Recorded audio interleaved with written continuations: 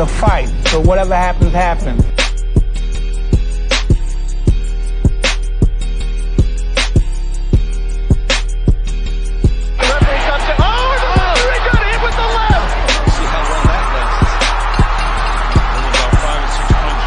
Win some, you lose some. But you live another day. But when Davis unleashed the power shots, there was only...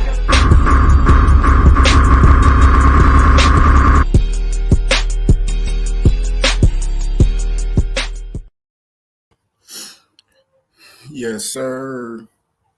Man, how everybody doing today?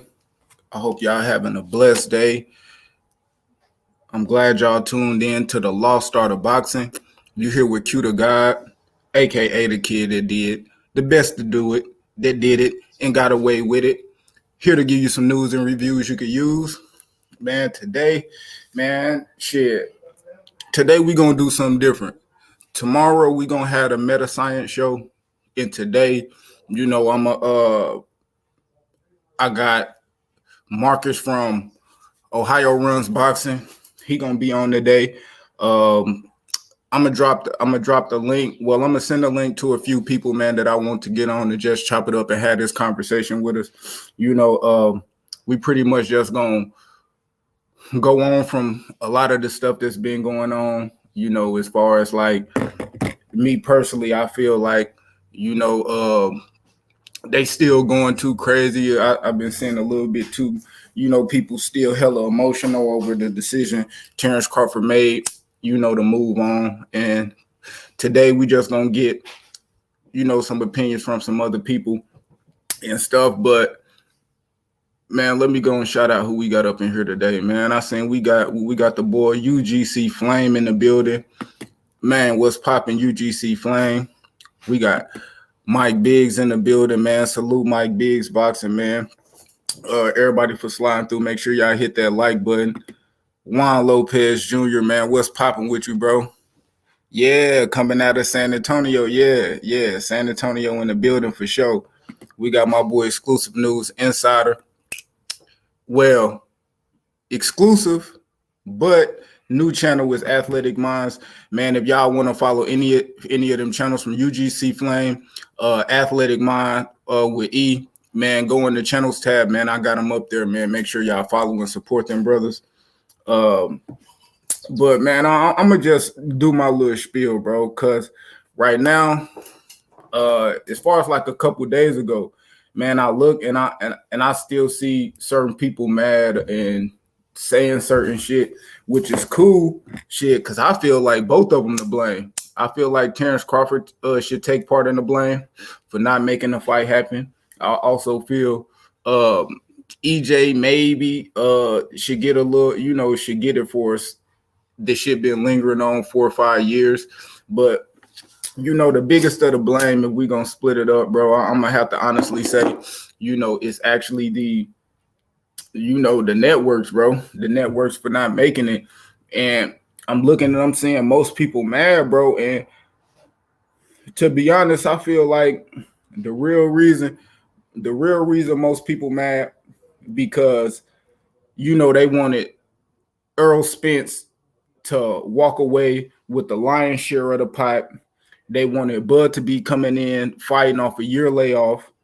And when they look at Bud actually taking another fight where people really thought he couldn't even make no fight nowhere else, and he actually possibly rumors up to getting $10 million. Shit. That's the shit. Yeah, he sleep, man. Boxing the shit right now. I ain't gonna lie, that shit kind of crazy. Man, I got the boy Marcus. I got the boy Marcus, man, from Ohio Runs Boxing. Man, he done been on the show last time, man. I got a lot of good feedback from it, man, and we got him back today. Man, this the boy, Ohio Runs Boxing. Marcus and all in the building. What's good with you, bro? How you doing? What's good, man? What's good with you? Yeah, long night yesterday. Long night. Yeah, you was watching boxing? Yeah, Yeah, I was watching that in college football. It's kind of crazy. Yeah, I ain't too into college football, but I do know the Ohio game was on. The Georgia Bulldogs, they was playing Florida. Yeah. That's what's, yeah. That's what's so funny, man. You know, I'm born and raised in Youngstown, Ohio. So, uh, people think that I'm an Ohio State fan. No, I actually grew up a Tar Heel fan in Ohio. It's kind of crazy. So, I like North Carolina football and basketball. My heart. Man, how you been doing, man? I know you been working. You got you some time, some free time, some time off. Yeah. I still got. Yeah, I got to work today. I work nights from eight to 4:30. So yeah, I'm good today. I know I gotta get another podcast around 12:05. So, but yeah, man, I've been grounded, man, staying out the way, man, getting things together. Yeah, that's good, man. Family good. Oh yeah, definitely, man. I appreciate it, man. Yeah, definitely. I had my first family reunion. I went back home, Youngstown, and found out Thelma Hawkins is I'm related to Thelma Hawkins. Now she played in Family Members. She was the light skinned girl with the little boy. I don't know if you remember Steve Urkel on Family Matters. What's her name? Aunt Rachel. Mm-hmm. Yeah, I found out she my cousin. It's kind of Oh, crazy. damn. I know, right? Yeah, It's crazy. that's crazy. Steve Urkel, you know what I'm saying? Used to watch the show all the time, man. Family reunions is important, man. I think everybody need to have those. Those is really dope. Mm-hmm. Yeah, man. Salute Juan. Salute Juan for sliding through, man. But we gonna get straight to it, man. I want to kind of hear your excuse me. I want to kind of hear your take on what's been going on. What's been going on in boxing as far as like this Terrence Crawford thing, Man, all this shit with Black Prime, yeah. Blue, Showtime not being able to make the fight. Shit, we got leaked audio. Man. Right. Like, man, where you want to start? Like the announcement, you just Bud's announcement. Bud announcement. First of all, the first thing I would say, I'm a hardcore man. I've been in this game long enough. I'm not gonna shit on his opponent. I know there's a lot of people that Earl fans will shitting on who he's fighting next. I think it's a decent fight. Definitely for a tune-up. I like David Anastasian. I didn't watch his career. He's on a win streak right now. But is it a fight that people want to see? Absolutely not. We're not about to sit here and act like that's a fight that we want to see, especially when you looking at Undisputed, and then you put David in there, then he get bashed by the media because y'all didn't put the fight on people wanted to see. So I can understand the backlash that Crawford is getting for this fight. But me as a hardcore, I understand David is definitely on a win streak, and he's deserving to have a big fight in his career right now because of his streak. I felt the same way about Robertson out of Philly. I forgot his name. Robertson. He was on the streak like that. He was really getting hot, and I felt like Crawford should have fought him during the time he fought Kovalevskis. So, what's that Kovalevskis? Iskalaskis, whatever his name. Yeah. Mean Machine. Mean Machine. Yeah. When he fought Mean Machine, because Robertson beat him. I felt Robertson beat him, and he was on the streak. So I always look at it like that. Sometimes these guys that got losses still deserve opportunities when they're putting on winning streaks, bro. Especially David Anastasian getting in, going in people's backyard winning, beating prospects, and then fighting Josh Kelly. But that's a whole nother thing. But as far as the fight not happening and Bud signed the Prime, bro, I'm Team Crawford. People know this. People who've been following me for years know I'm Team Crawford. I talked to Bo Mack. He's always show love. I've always been that, man. But it's like I'm mad at both because the fight didn't happen. So I'm pointing at both. But if I have to put point of blame, if I have to, it would be more on Terrence Crawford's side if I had to. For the simple fact is this, I'm gonna tell y'all why, and it's deeper than some people look at it. I look at character. First of all, Terrence Crawford has never been a guy who was involved in business. He never wanted to be involved in business. When people was trying to tell him to get his own promotional company, he didn't want to do it. He just wanted he wanted the Bomac to do it. And you got a lot of fighters in the game that's like that. They don't want to be in business. Even though we tell them, hey, be your own boss, this and this, they don't want the stress. Terrence Crawford has always came off like that. And it made a lot of sense because of the business deals he has made came back to bite him in his butt. It's like he really never sat down and understood the decisions he needed to make for his career. He just always wanted people to be in the middle of it. So that's just who Terrence Crawford is as a whole when you follow him, if you follow his career. Now, leading up to this negotiation, he had trust issues. I was one of the first people that said this is the first negotiation Al Heyman had to deal with a fighter not trusting him, who don't trust him at all. We don't know who Crawford used to talk, who was Crawford dealing with for him to have his mindset. When I talked to Bernie, his best friend, on the phone, they was talking about all the stuff Al didn't do. They was talking about the Gary Russell. What about Gary Russell? What about? And I'm like, y'all mindsets is not even in a positive way going into it. And here's another thing that people didn't pick up on. When he became a free agent, he went to the WBC convention trying to get a mandatory. Yeah, he sent Chico Lopez. He tried to get a mandatory to fight. That was showing you he wasn't even trying to negotiate with PBC. So I don't care what nobody say. I'm a Crawford fan. I root for Crawford. I think he beats Earl. I have to keep saying that for people to understand what I'm calling this straight down the middle. But when you see a guy does that, he don't feel comfortable sitting at the table with you. Okay. Now this is where it really started going downhill for Crawford. When they sat there and told him, look, Canahan is not going to be involved in this negotiation. Right? Now, you didn't hire Canahan. You have a reputation. You done messed up with business deals. You signed the top rank twice, and then you get Canahan. Now he's in trouble. So I can see all this falling on Crawford where he's pissed off. Like, dang, now the guy I actually hired to help me do the negotiation for the biggest fight in my career can't even sit at the table. Right? So now what I do? I'm not really in this business. I'm not. Now I got Bomac and now we got to make moves. And here he got to hire somebody who he has trust issues with everybody. So now he has to put somebody in a position that he has to trust to help get the biggest fight of his career. Put that in perspective. Now he's got to do that. So I think he hired 2 attorneys. He hired one, and then he hired another guy. Then he tells the leak footage that comes out with Earl Spence. See, it makes sense because Earl said that Crawford didn't trust his attorney, so he wanted to talk to Al. Why are you hiring somebody you don't trust? Yeah. Well, so was the lawyer talking to Al, or did Al have somebody talking through him as well? He had a representative talking for him because most boxers are not sitting down talking by themselves when they're doing negotiations. Don't be fooled. Floyd didn't even do it. He had Al.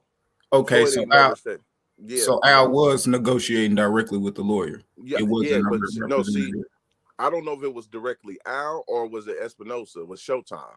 So it was one of those two, but I know Al had to be involved because it's his fighter. It's not Espinosa's fighter. It's PBC. So you can't sit there and say it's just Espinosa. He's the network guy. He's going to be a part of it because it's going to be on it. They're getting in on their network. So I believe Al Heyman was definitely dealing with them, but Terrence Crawford was prolonging it for some odd reason. He was asking questions. To my thing, I know why he was asking more questions and prolonging it because he didn't trust PBC. So there would be more questions when you're sitting at the table with somebody and you really don't trust them. It's going to be really hard to make that deal sometimes because they're going to go extra. They're going to go the extra mile. They're going to ask questions that really a lot of people didn't ask because your reputation is so good. Al Heyman made fights with Canelo 3 times. Laura, Caleb Plant, and Floyd Mayweather. They never had anything bad to say. Matter of fact, Canelo got a bigger deal when he left that fight after Caleb Plant, because he told them, I had a good time with Al treated me good. That's what negotiations went up with DAZN. They had to pay that man money, and they turned their network into a pay-per-view because Canelo came back with numbers. You see what I'm saying? So he has a great reputation when it came to making fights.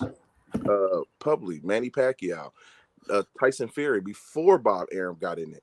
Why was it so easier for Tyson Fury to sign with a one-fight deal against Wilder with no drama? He had Frank Warren too, but he didn't do it himself. He didn't go out there and say, I'm just doing it here, I'm a free. No, he had Frank Warren. So I think Crawford, not knowing the business, thought, hey, I'm a single, I'm a free agent, I can do this and this. He's getting an awakening where he understand that now has to understand that these guys, you got to have a promoter. WBC, Maurice Suleiman said, hey, where's your promoter at? You up here? He said that. Where's your promoter? They know that a lot of fighters is trying to get out and do their own, so they're coming together like, no, you got to sign with us. Everybody talking about Devin Haney, free agent. No, he ain't. He signed a 3-fight deal with Top Rank. That's the only reason why he got those belts. That's the only reason he gonna get that Lomachenko fight, is because he's with Top Rank right now. Now he can come out of it and do his thing, but best believe you're fighting under our banner. Well, you fighting our fighters.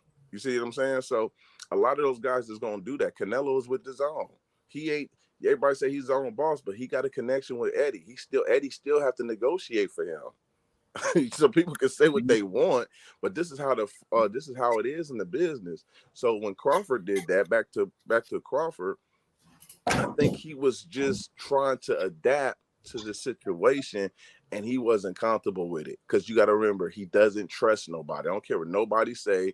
You got a lot of these Bud fans just running that don't know nothing about boxing, just running and talking Earl Cappin, they never wanted to fight. No, you got a hurt man. I look at Crawford as a hurt female who's been with 4 bad baby daddies, and now you expecting this man to just come out of that being hurt and just just go in and trusting somebody. That man has been hurt. He's been hurt. So you don't take advice from hurt people. You know what I'm saying? That's just me, man. I look at that from that standpoint and say, wow, I see why this fight didn't happen. Because if I put most of the blame, I still think both parties had I blame both parties still, but I think more of it is just on Crawford, because you still got to meet y'all still got to meet in the middle. And he's not what he think he is when it comes to the financial side. I'm sorry. He's just not. And to the Prime, going into the Prime deal, that saved him, because he really didn't have connections with nobody else. That dude Desmond saved Terrence Crawford, and he's paying him a lot of money for a fight that's not even worth that. We know that. So if you go get the bag. But here's the thing. Where y'all go from there? Because you might not get the Earl fight.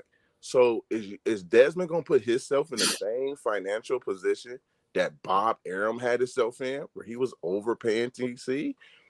Because it's all about profit at the end of the day. I do understand like that it might be a little bit harder going back to the table with him after you made this fight. Yeah. But do you think it's a chance that they won't even even try to negotiate with him with the second fight? Because I think it's because of pride. I think the answer to your question, what you were trying to say, is it's pride. I think at the end of the day, Earl feel a certain way too. He feel like you wasted all this time. They have never dealt with nobody that prolonged a negotiation like this. Never. So this is the first time and they ain't never dealt with nobody who was leaking information out during a negotiation. Al Heyman don't move like that. Did we hear anything about Manny Pacquiao and Earl Spence when the negotiation happened? We didn't even know that. The only thing that was getting leaked out was Top Rank lying, saying that Terrence Crawford was in negotiations with Manny Pacquiao. And that fight was ready for June 5th. That's what was being said. But behind closed doors, when it was all said and done, we get a poster with Manny Pacquiao and Errol Spence. Correct me if I'm wrong. Yep. Earl got the fight. Right. Wilder, the same thing. This is always how PBC move. You don't know about a lot of stuff that's going on. You know what I mean? Now, So Canelo. Go ahead. So Go ahead. what about the leak tape? You got, that come from Showtime or whoever's side. Mhm. Who do you think leaked it, and how do you think Showtime feel about it, or Al, as far as like something like that being leaked? Yeah, that's weird. I don't even see stuff like that. It's got to be a strategy behind it because stuff just don't get leaked unless they're trying to paint a narrative. In my opinion, man, I've always felt like there's purposely stuff that gets leaked out on purpose. We just had a Kim Kardashian situation with Ray J where they actually came out and said that was already planned, but I kind of figured that years ago. That was the trend, but this thing, I don't know, man. I I don't know. I look at it based on what Earl said. Earl don't want to fight Keith Thurman, right? We both know that. Earl don't want to fight Mhm. Keith Thurman. Earl sounded like he was more frustrated about the fight not happening too. Now, what I Mhm. didn't understand when I was listening to that was he saying the fans are mad at him or they mad at Crawford? It sounded like him. He was like, because he said he was trying to get him off his back. Okay, okay. So I think I heard that it was kind of, yeah, that tape was kind of weird because it was so one sided. You just Mm-hmm. heard Earl talking. It was like they cut out the person who was talking, and you kind of heard them just agreeing a little bit, like, yeah. Um, and and that and that's where it kind of seemed like when he was like, man, he want to talk direct, he don't trust his lawyer or whatever, he want to talk directly to Al or something like that. I'm sitting back like, I'm thinking like, you just told me that, yeah, they is talking to Al. I'm like, man, do Al got a representative talking to him? That's kind of what it I was thinking. But you know Earl said he want to fight and stuff like that, which I kind of already knew both of them kind of want Yeah. to fight. But you know it just seemed like now it has to have to be Showtime. I don't think Earl will leak that. I don't like, why would No, I Earl leak definitely on don't this think. kind of, That's what I said. I don't know, man, because I definitely don't think Earl would leak that. I mean, if he want to speak into his own mind, he's allowed. Now, have PBC deleted tweets for certain fighters all the time? Absolutely. I'm in it. I see it. I've been around fighters when they didn't say too much or tell me, hey man, I had to delete it. Sean Porter had to delete tweets. He didn't just delete it on his own. He said a little too much, and he had to delete it because he got a phone call. I remember talking to Kenny Porter, and he was telling me how Al gets pissed off on certain things when we leak certain stuff out that ain't supposed to be out, especially when we got fights that's being made. I remember Kenny told me this on the phone talking to him when Sean Porter was supposed to fight Ivan Red Catch.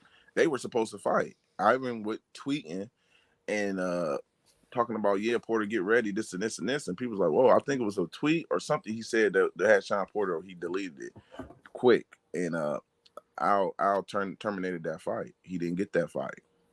He didn't get the fight with Porter. And the reasons for that is because sometimes the networks don't know what Al is trying to present to them. He wants to give you the fight and break down why this fight is happening to lead up to another fight. So if you give him this fight and people are shitting on it, and it's leaked already, then the networks is going to be like, we don't know if we want this fight. Look what everybody is saying about the fight. You know what I'm saying? So you let him present these fights to him privately and break down why this fight is happening. That's how Al moves. He's going to give you this fight.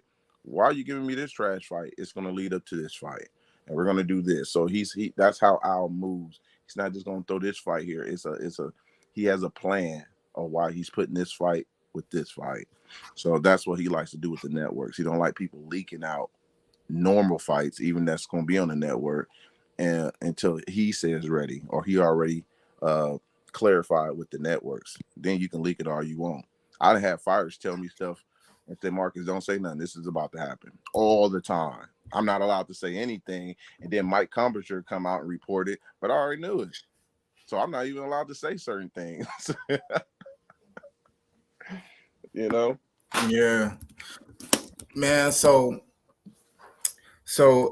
me, since I'm hearing you talk, hey, OG Sheldon, I don't know if you want to ask him something, ask Marcus something, but Yeah, I want to ask him. So, with this whole fiasco we just had going with the fight not being made and Crawford moving on for another fight, do you think that this was already being negotiated during the negotiation once he found out, during negotiations, once Terrence was under the assumption or found out that this fight ain't happening this year and I want to fight this year? That's a really good question. I think he probably was getting in position to fight when they offered him. I don't know when they offered him that 8-figure, man. I really don't know when they offered him that. But whenever the time span was, it shouldn't have been prolonged. This negotiation started. Well, when did it start? Back in what? Correct me if I'm wrong. June, right? It shouldn't have went this long, guys. One of the biggest fights we think in history. It shouldn't have went this long, and I think Crawford's team knew that. And this is why he gets some of the blame when this happening, because when you are a free agent, you don't sign a new advisor. When you see PBC and everybody over there eating, it's common sense that you go across the street and talk to Al and sign with him. But that's where I double back, where he had trust issues, because that was common sense. You don't want no middleman, but yet you want to say, I don't trust you, Al. I need a middleman. No, Al is he's going to put you in a good position, but he ain't about to just give you Adrian Broner money either. You know what I'm saying? So it was just, to me, it was about being realistic, and it was being smart, and he didn't. He brought people to the cookout that wasn't invited. That's how I look at it. Well, you got to understand, this is what I see. You can't really expect a man to go over here and be all super trustworthy, right? When your team and your people been shitting on me for the last 3.5 years.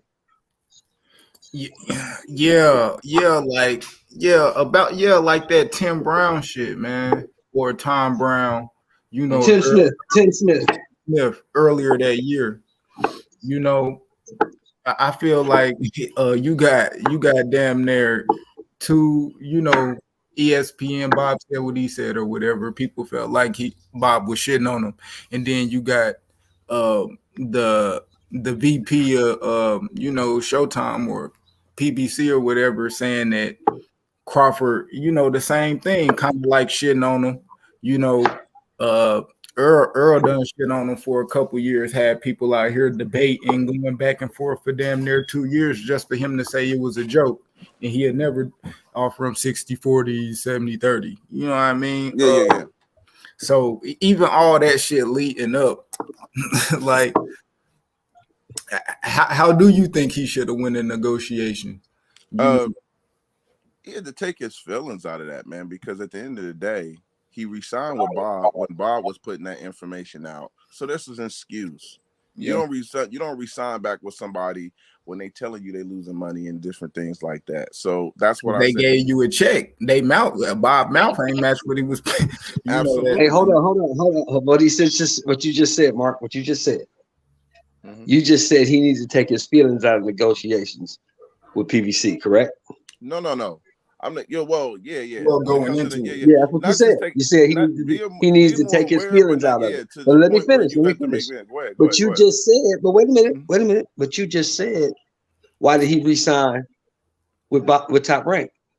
Because he took his feelings out of it and looked at the money. No, yeah, that's what the money talk. Money talks over everything. Money talk. And that's the thing. Sometimes it wasn't. Sometimes those are not good business deals. Oh, you spend it. As fighters, you have to look at the roster. Let's not be stupid here. We have to look at the roster too now.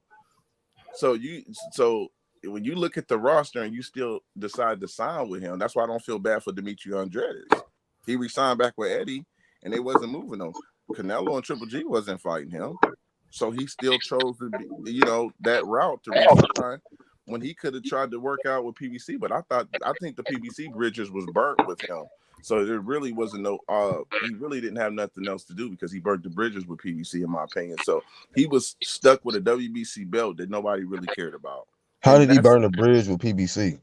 Because of the negotiations with Charlo when he was signing. Why do people keep bringing that up? Like, so because of that one situation, they burnt all the bridge with Demetrius Andrade. He get no shot with no PBC fighter because of that. So you talk about feelings. That's feelings. Yeah, but here's my that's absolutely. feelings, bro. And Charlo's in the same way. Yeah, Charlo's in and the we same know way. Demetrius Andrade would make a great fight with a Jamal Charlo or David Benavidez or something like that. So because of feelings or some shit in the past with Jamel, now Demetrius Andrade got to get blackballed. He don't get no shot. I don't think he has to. He should get blackballed because I think Charlo needs him. It sounds like most of the feelings was coming from the PBC side from a lot of fights.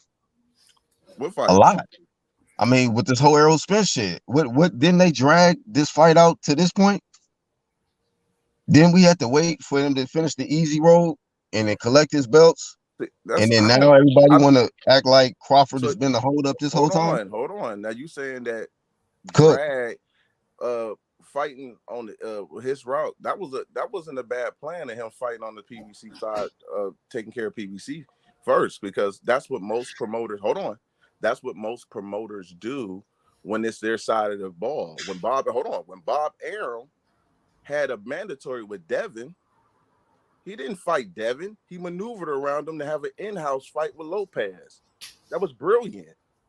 That's in-house. So all these guys do. That's why I don't get caught up with this PBC and Top Rank and DAZN. You don't see De La Hoya making that fight with Jaime McGee and Charlo, did you? You see how he railroaded that fight. I can go on and on about all these guys. It's not about this PBC. PBC is doing what the other guys are doing too. So when you see it, you got to understand it. But so we talking about specifically. We talking specifically this Bud Crawford Errol Spence fight. But I'm just saying because we've been focused on one topic. You brought up them fighting on the other side of the street, and I just told you. I didn't. I brought up who? You said that Earl was being funny or feelings or whatever about fighting on the other side of the street with his about making the Bud Crawford fight happen because Al Heyman had the plan out. He had what type of plan? He had Danny Garcia, all these people he had to fight first, right? So I'm telling you the facts. PBC decided to wait on the Bud Crawford fight. They could have made it, right? Let's be honest. They could have made the fight a long time ago, but they had different plans. Correct? Yep. So it wasn't no Bud Crawford Top Rank hold up. It was a PBC hold up because they had their own agenda. Well, let me ask you a question with this own agenda. Was the fight at that time worth a cross promotion? Yeah, I think it would. What you talking about, bro? It was the biggest fight behind Deontay Wilder. Hold on, real quick. You've been having the floor for a long time, Ohio. Let me just say this. You've been having the floor this whole time. I'm gonna go out and come back in because it's choppy. It's choppy. I'm gonna go back. Cross promotion. Yes, it's worth it now. It's worth it then. No, it's not. No, it was not. Okay, so it was not maybe to a small percentage of fans. Maybe to a small percentage of fans. But there's a lot of fans that feel like it was, bro. Okay, but I'm gonna be honest with you. Behind Deontay Wilder and AJ fight at one point, that was the biggest fight behind the Deontay Wilder AJ fight at one point. Heavyweights. What are we talking about? They're heavyweights. Exactly, but that's how big that fight was. The magnitude of Crawford and Spence. What fight are you comparing to the Deontay Wilder? What fight? Crawford. You're not listening, bro. I just told you. I said at one point it was big. It was big enough to be rated behind the Deontay Wilder AJ fight. That was a big fight, and they didn't give us that fight. PBC. I'm with you when it comes to they should have fought. I definitely agree. It's a hardcore, but I seen why they was definitely prolonging that for a minute because at the time, everybody because their agenda is it's not ready yet. Yeah, we gotta wait a little while. It'll be bigger down the line, and as a result, a lot of these fights don't happen. They lose fights and shit. They both got lucky to get to this situation in the negotiations where they were undefeated. I don't like the prolong either. I'm big on that, where I'm like, I get it. Some fights you have to wait, where you be like, okay, I can see that. I can see them building up, but it's only so long because boxing has evolved. It's so many upsets now. We got so many people who call fighters bums because they never heard of never heard of him, so he's a bum. They don't know boxing. Hey, can I just say one thing real quick? I just don't like that. Like you said something about Crawford is not worth the 10 million or whatever. And it's like, I don't like the fact. Hold on, let me just finish, bro. Let me just finish. I don't like the fact that you kind of talking down on his value as if like you know what he worth. If somebody else is willing to bring 10 million to the table to make this man eat, hey, salute, bro. Salute. I guarantee you, if the fucking Saudis had got a hold of it, they'll throw that bread at him. But PBC don't want to pay this shit. This is Let's just be real, because you got other networks that's willing to pay this money. That's what you ain't understand. Hold on. This is what you ain't understanding why I said what I said, because most times when you see a fight that's being overpaid, you talking about a person value. I'm not disrespecting them. I'm talking about the business wise, because I said the same thing. You ain't been following me enough. I said the same thing about Lopez. When Bob Arum was trying to show him you ain't who you think you is because you beat Lomachenko, he thought he was. And when Thriller came in and tried to save him, they found out he wasn't who he was when no ticket sales came. And they counseled. So I'm not talking about Crawford disrespectfully. I know what I'm talking about. This ain't the first time that these networks, these apps that's coming out of nowhere, throw money. Look at the zone. What happens with these networks, while you talking about the 10 million, yes, it's still a risk on Black Prime because they haven't showed you anything. But what happens is they get these fighters and they give them a lot of money. And what happens? They all come to the conclusion that they can't make these fighters fight each other. You have to sign on the contract that you're going to fight him or you're going to fight him, because what happens is you give them all this money and they say, oh, I don't want to fight him. I don't want to do this. I don't want to do that. Canelo didn't have to fight Demetrius. Triple G didn't have to fight Demetrius. And Demetrius, all of them signed on DAZN. What are we talking about here? So it doesn't matter about they bag. I'm just talking about from a perspective of when you see a guy giving money. Yes, I'm not disrespecting Terrence Crawford at all. I'm Team Crawford. I've been following I've been Crawford for years, but I'm not about to sit here and try to play the blame game when I know the business, bro. That's not gonna happen. So you can talk about 10 million, but guess what? They still needed Broner too. Broner is the face. And here's the thing: Broner has did more promotion for Black Prime than Crawford. Shout out to A.B., man. What are we talking about? Shout out to A.B. Yeah, Crawford. If Crawford ain't even put the logo nowhere on this stuff. So my thing is, it's about promoting too, bro. It's about your fighter promoting the brand. Hey, real quick, can I say something real quick? How much did Errol Spence promote this fight? And I will say this, it's a shame that this fight didn't happen. Of course, as a real boxing fan, I wanted it to happen this year. It's not happening. It is what it is. But what I will tell you, Crawford had his boots on the ground and was the one going to podcast to podcast, interviewed after interview, actually putting his face out there promoting this fight, while Errol Spence was talking in secret, to where now niggas got to hear leaked footage and shit, edited and chopped. So Crawford been out here, putting on for the sport. You know what I mean? So get your 10 million. Hopefully we get the fight next year. But Spence has been in the cut, secret. Let me answer that. Hold on, before you go, Crawford, before you go, let me add to that. And UGC can confirm this, and Q can confirm this. I've been saying for years, since they first started talking about making this fight, that neither one of these dudes are who they think they are. Neither one of them. No, facts. Yeah, and that's why I think it would have been a good fight at any point in time, because even if we look, like, I think it would have been the biggest after Spence had beat Sean Porter, because after that, Spence pay-per-views start going down. His pay-per-view numbers haven't been going up. Crawford numbers been going up, because even if I think what was his highest pay-per-view, the one with Sean Porter, and then you got the Mircon shit, then you got the Postal shit. Right, the Mikey Garcia shit. Did the Mikey do better than the Danny Garcia fight? Yeah, but that's his first pay-per-view, and then Sean was his second. Then you had Danny, then you had Ugas. Oh, you talking about it was going down? Yeah. Yeah. So I think, like, at any point in time, that fight would have been good. As far as like how he was saying, Al, he have shit lined up, and it really don't matter what nobody else think or say.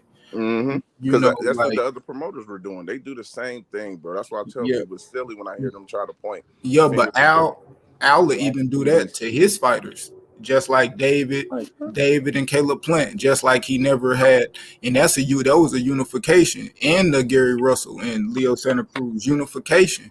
You got Leo Santa Cruz ain't fought for that belt in damn near 3 years or something, 2 or 3 years, like so, and that's on his side. So I think me personally, as far as a whole, I'm gonna say, yeah, both of them get blamed more as far as team wise. Shit, Spence team get more of the blame because they the ones that supposed to put on the fight. You know, I got an interview, with Bob. I'll probably have to go through and find a timestamp, but he was saying, bro, Al Heyman would be pretty much crazy, bro, not to want to, make the fight with ESPN. If we looking at the money it'll make, the amount of subscribers ESPN have, you wouldn't have to pay Terrence But Crawford. they still mad at Bobby, so that's that feeling shit. Emotions and feelings in business. I don't think but Bob is not. Crawford is mad at Bob too. It seemed like Crawford the one that felt like he couldn't get the job done. When we had Earl, because people like losing their memories at times, but when Pacquiao was signed to fight Earl Spence, that was Al Heyman getting that fight for him. Bob didn't get that fight for Crawford. Let's just call it spade a spade. He did not. He made excuses. He made some things that he said that I called him out on because I said that's a lie. He was trying to say he was protecting Manny. No, Manny tell you who he's fighting. You're not protecting Manny because you can't make Manny fight anybody. You don't make 8-size fighters fight anybody. He earned that position to tell you, I'm not fighting Terrence Crawford.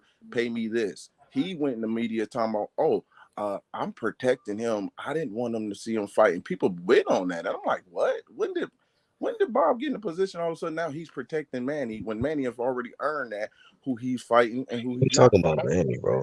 No, I'm just saying when Bob, you got to be careful with sometimes what Bob say because one thing, Crawford didn't trust him no more. So Crawford, like I said, he lost trust in that man as well. When we talking about trust, you said something about the trust. I mean, yeah, that's only right. If you don't know this dude, Al Heyman, like we don't even know who this nigga is. So if you don't trust him and he want to get all his legal shit together and find out what's up before this fight happened, then yeah. Let me ask you a question. Have you always had a problem with PBC? No. I got a problem with nobody, man. You ain't never had a problem with PBC and how they did anything. Yeah, they done did some good. I'm just asking you a question. You ain't never had a problem with PBC and how they did anything? Yeah. It be a lot of bullshit in boxing, man. A lot of bullshit. But you trying to make it like it's personal. No, I'm just telling you facts. I'm letting you know. As far as holding up the torch, they've been fumbling the bag right now. But no, I'm listening to you a long time. You don't have that same energy for everybody else. I call them all out. I don't have no fight in the race because how you know? How you know? Hold on. I don't have no how fight you know in the that? Race because I'm asking you, how you know that? How you know I ain't got the same energy for everybody else? No, I'm just saying. No, you just talking. Do you know me? I'm like saying I didn't. Do you follow my page? I didn't. What you talking about? I used to follow. I used to be on your. You used to. So if you don't know all the facts, don't just be up here talking. Hold on. You had at that time with the videos I was listening to. Yeah, it was always PBC this and what they ain't doing that. It was PBC majority of the time. But and it's still up. It's still up too. Okay, I get that. That's what I'm saying. Hold on. You sat there and said, I don't Crawford. I don't trust him either, bro. Al Heyman has put on most of the biggest fights. And everybody who worked with him, the fights that got done, how you come off with I don't trust him? Where is that coming from? So that's what I'm saying. So the people in business, hold on. There's nothing wrong with that, bro. Al, if you don't trust him, I don't trust him. If you don't trust Bob, if you don't trust Al, it's okay. Shit. He fought Canelo, 3 times with his fighters, Tyson Fury, before Bob Arum got in it. Why is all these other deals is able to get made and people are coming out happy with it? But when it came to Crawford, who I said before the negotiations even happened, it was going to be interesting because of what Bob was paying them. I can give y'all plenty of screenshots if y'all want to see it. What Bob was paying Crawford, I said it's going to be very interesting to see how this negotiation come because you paying a guy some people felt was over, which is true because you have certain fighters that get overpaid. But when we sit how much you think? Okay, so when we sit there and talk about their money, How much you think Crawford should get paid there for Spence fight? Like, what do you think is a good number? Because obviously 10 is too much, right? No, I'm not even saying 10 is not too much. I think he should get more. Oh, because earlier you wasn't saying, you was like, he ain't even worth that. You know, you were saying that earlier. We're talking the back end, man. I think he should definitely, if he's fighting Earl Spence, I think he should get more. I think so too. But 10 million for a David Anastasia, that's a good bag to take, but that is not something that he's going to be able to get on another fight, bro, basis without Earl. That's just something that the networks would throw at you. How do you know, bro? Like, that's your opinion, but how do you know? He might get another bag, man. You never know. Okay. Hey, how much you think? Hey, let me ask you something. How much you think Errol Spence gonna get in this next fight, bro? Mm-hmm. Matter of fact, do you think Spence would get more money if he take a contract for his next fight, or if they take it to purse bid? Do you think people out there on the market would pay more for Spence next fight than Al would right now? That's tough. I don't know. I don't know. Just because of the way Al does the way these persons I was seeing behind closed doors before they start taking the cuts, because they have been getting cut. I seen that they have been getting cut. There's been some cuts downs on PBC for darn sure. That would be he probably, I don't know. I really don't know, but I know, like I said, PBC. One of the things that people have a problem with was when the back end money and certain things, these extra checks that people used to get mad about because they were saying, oh, they ain't making this and they ain't making that. When Broner used to come out and say, Broner, Caleb Plant, and Abner Mares came out and talked about that. Terrell Goucher, who I'm good with, also showed transactions where extra transactions. I don't know how Al is running his business where he's able to do that. But to answer your question, he could be getting more. I don't know if he's going to be able to get another network or other companies to be able to give him more. That would be interesting, because what Al got doing with Earl Spence is working. And I don't, like I said, their trust and their relationship together is so good. So I've never felt like say him and Stanionis in order to fight. Say him Stanionis order to fight. Say Stanionis say, I don't want what Al Heyman gonna pay me. I want to go to purse bid. Do you think Al Heyman would win the purse bid? Yeah, I think he won the purse bid. Yeah, he was paying those fighters more than what they was making with the titles anyway. That was the whole argument when he first came in the game, because the people with belts say, "Oh, you get more money when you got belts." That was proven a lie. They were getting more. They were getting paid more than champions, and they weren't even champions. That's what started the whole thing with Al Heyman. And when he came in the game, when you had world champions not even making what these guys were coming in with. So it changed the whole dynamics of how everything was being functioning, because that's exactly what was going on. And then it domino effect, like you said, they had to start paying each fighters more. Every other organization had to start paying their fighters more. Eddie Hearn. I just told y'all what happened when Canelo left PBC. They not doing fight deal. They not doing that now though, because Keith Thurman was on pay-per-view shit. He only got 750,000 guaranteed. See, that's my thing. Yeah, absolutely. That's what I say. There's some cutbacks. I'm working on this, talking about Rashid Warren now, because they just did Rashid wrong and no one talked about it. Rashid just was on the undercard of Fundora, and he fought a 6-rounder, bro. Now he was a 30-1 under a favorite, and this guy had 11 losses, 2 knocks. He's been knocked out twice. He had 11 losses. The Mexican, I forgot his name. Rashidi actually knocked him down, but it was the level of disrespect.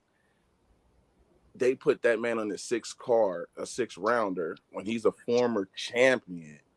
So volumes to me. No one talks about this. No one even mentioned this. And that's like, that Rashid is my guy from out of Cincinnati. So when I seen that was like a real red flag to me. Financial. Why would he go back 6? Why would y'all put him in a 6-rounder? Or to keep him busy after the performance he put on television? Y'all took him off for 2 fights, because he lost some of the big fights. I get it. Y'all took him off, and he was fighting on undercards, not being televised. But the moment, if y'all go back and watch Rasheed Warren's fight on his last fight on television, he was fighting like he was fighting against the politics. He was fighting like he was fighting against everybody that's been, moving him around. And I think that's how it seemed like he was taking it all out on that opponent. He had knocked dude out. Absolutely. He flipped dude ass. He didn't even throw a jab. It was all like power shots, bro. And so that speaks volumes to me of something's going on over there in PBC where they're making pay cuts. Robert Easter, before he got shot, Bronner even talked about it publicly. He didn't mention his name, but I knew who he was talking about. They was cutting his check down his $600K to $700K. So it was definitely some things being moved over there too. Yeah, definitely. So I'm not gonna sit there and act like that's not happening. Can y'all hear me? Yeah, Kush, we hear you. I mean, I've been listening for a little second. I just feel like it's definitely something fishy going on over there at the PBC. I feel like we would never really know how much Earl Spence is worth, to answer your question, Q, for as long as he signed with them. It was funny how when Sean and Bud were going to purse bid, everything to a quick closed agreement between Bob and Al because the PBC didn't want to open their books then. You see what I'm saying? Oh, it's always something. It's something fishy going on with them numbers over there that they don't want to reveal to the people. Yeah, hold on. Wait. You said let him finish. Let him finish. Okay, go ahead. Oh, I was done. I just wanted to point that out, that when Bud got ready to fight Sean, they didn't want to come to an agreement. If y'all remember, they refused to come to an agreement. And I don't think it was Bob. I think that Bob wanted to make the fight because ultimately, in the end, Bob made the fight. That's a fact. I'm just saying the facts. You got it, bro. Bob made what y'all talking? Made the fight with what? Sean Porter. Bob made the fight with Bud and Sean Porter. He came with the $10 million. He paid them both out because PBC didn't want nothing to do with the fight, and they let Sean walk in order to be in the fight. Hold on. Now. And then he had to retire after. Like, what's up with that? Damn. No. Hold on. I'm glad you put that out there. Oh shit, Kush. It wasn't Bob's money. For most people to understand, Cunningham had a part to do with that fight. Bob always was talking about the money issues with Crawford and Porter. He didn't do that. That's definitely speculation. And here's another thing: how Al Heyman moves. So y'all got to pay attention. Hold on, can you say that one more time, Ohio? I didn't hear the first part of what you said. Cunningham had a part to do with some of that money being in that fight. Daniel, the one that's in trouble right now. If I'm saying his name right, correct me if I'm wrong. Where's the proof of that? Huh? Where's the proof of that? Where's the proof of that? Yeah, it's still being investigated right now. So so there's no proof of that. Hold on, Bob is definitely cooperating with the law enforcement on certain things. So that's my thing. Did ESPN make the fight, Ohio, or did the PBC make the fight? Hold on. Let me get back to what I'm saying with Earl Spence. Sean Porter. PBC don't move like that. PBC had no problem letting Sean fight a mandatory because they can shut mandatories down. You don't have to fight your mandatory. But Al Heyman Al Heyman never has problems sending non-title defenders across the street. He has always done that. The only fighter in history from PBC that was able to cross the street is because the money that was offered was Charles Martin. What did you say about the not fight mandatory part? You kind of yeah. And what do you call what Sean did? You can maneuver around. I'm just saying, what do you call what Sean did? Wait. Okay, go ahead, Kush. Go ahead, because I got to come back and ask some questions. Go ahead, Kush. Go ahead. Yeah, go ahead. I was just asking a question in response to what you were saying, Ohio. What do you call what Sean did in coming and fighting Bud? Because they didn't fight on the PBC. I believe that Sean crossed the street to make that fight happen because the PBC didn't want nothing to do with it. Yeah, no, they didn't. They didn't. Damn, you just no. Hold on. And they didn't want to show their books either, Ohio. No. I don't care what you say. I remember it like it was yesterday. Okay, hold on. So when did you see a report with them asking for books? That's why the fight didn't get made. That makes no sense. They were gonna have to show the books if they went to purse bid, right? Yeah, they didn't want to go to purse bid. They just gotta. I don't think they don't have to show the. They don't have to show the books if they go to purse bid.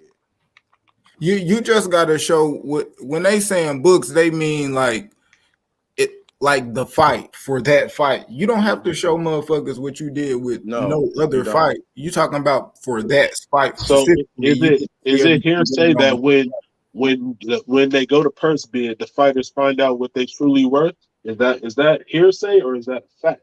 I'm asking. I mean, you find out what people are willing to pay for you, and that's why I possibly think if Earl was to send like his next fight was to go to purse bid, shit. I mean, me personally, I don't know the last time PBC won a purse bid, but I know now, like shit. I know somebody will probably pay for that motherfucking fight. I don't know who, but hell yeah, somebody, hey. Tell you, bro. It's a lot. It's hey, a lot of stuff let's get back to this paper. Let's get back to this paper. Let's look at Errol Spence's biggest pay-per-view, which was Porter, right? With 350. Am I right? Or was it Mikey? Who? It was Mikey. It was Mikey. It was Mikey. 350, right? Okay. Right. Now you take 350 times $75. You come up to like something like $27 million, right? Something like that. 26, 27 million. Now the network, you get a calculator. Now the network of that pay-per-view number, the network's getting 60% of that. That's the way that works. Because they put up the money. So they're getting 60% of the profits. Now the fighters and PBC got to split 40%. And they try to tell you that Errol made 10 and 12 and $13 million on these fights. It's not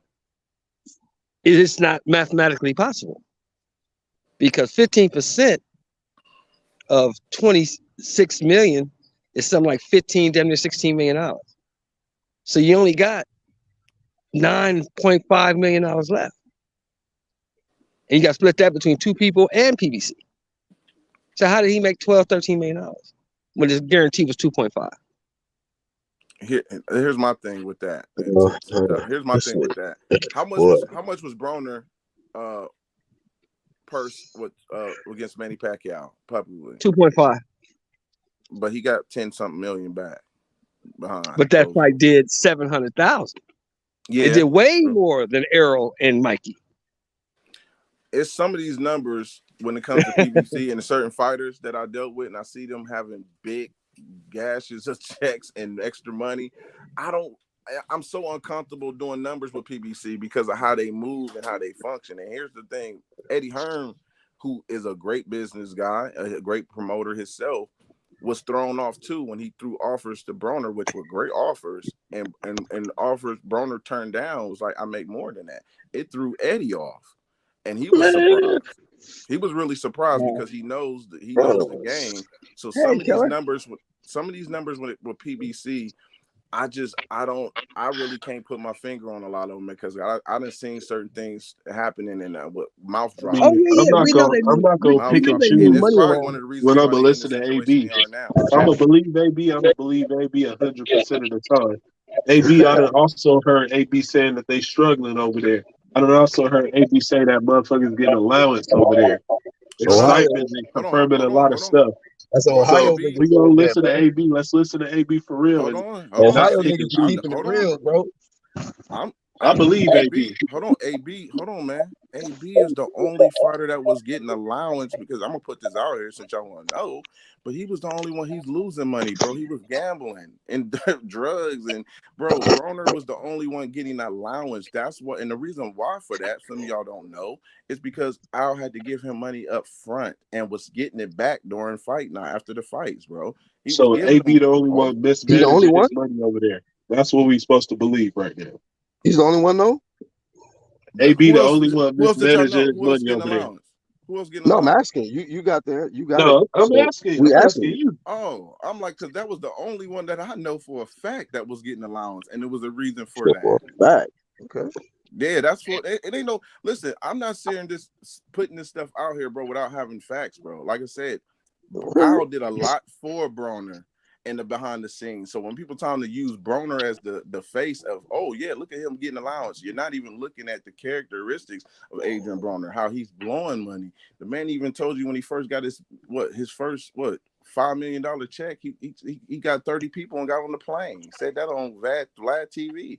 He didn't really know what to do, and as he mature, and I hope he can take this opportunity and better himself. Because I told people I'm Ohio all day, but I can see a guy fighting at 45 years old because of his financials, but he's not lining up his money.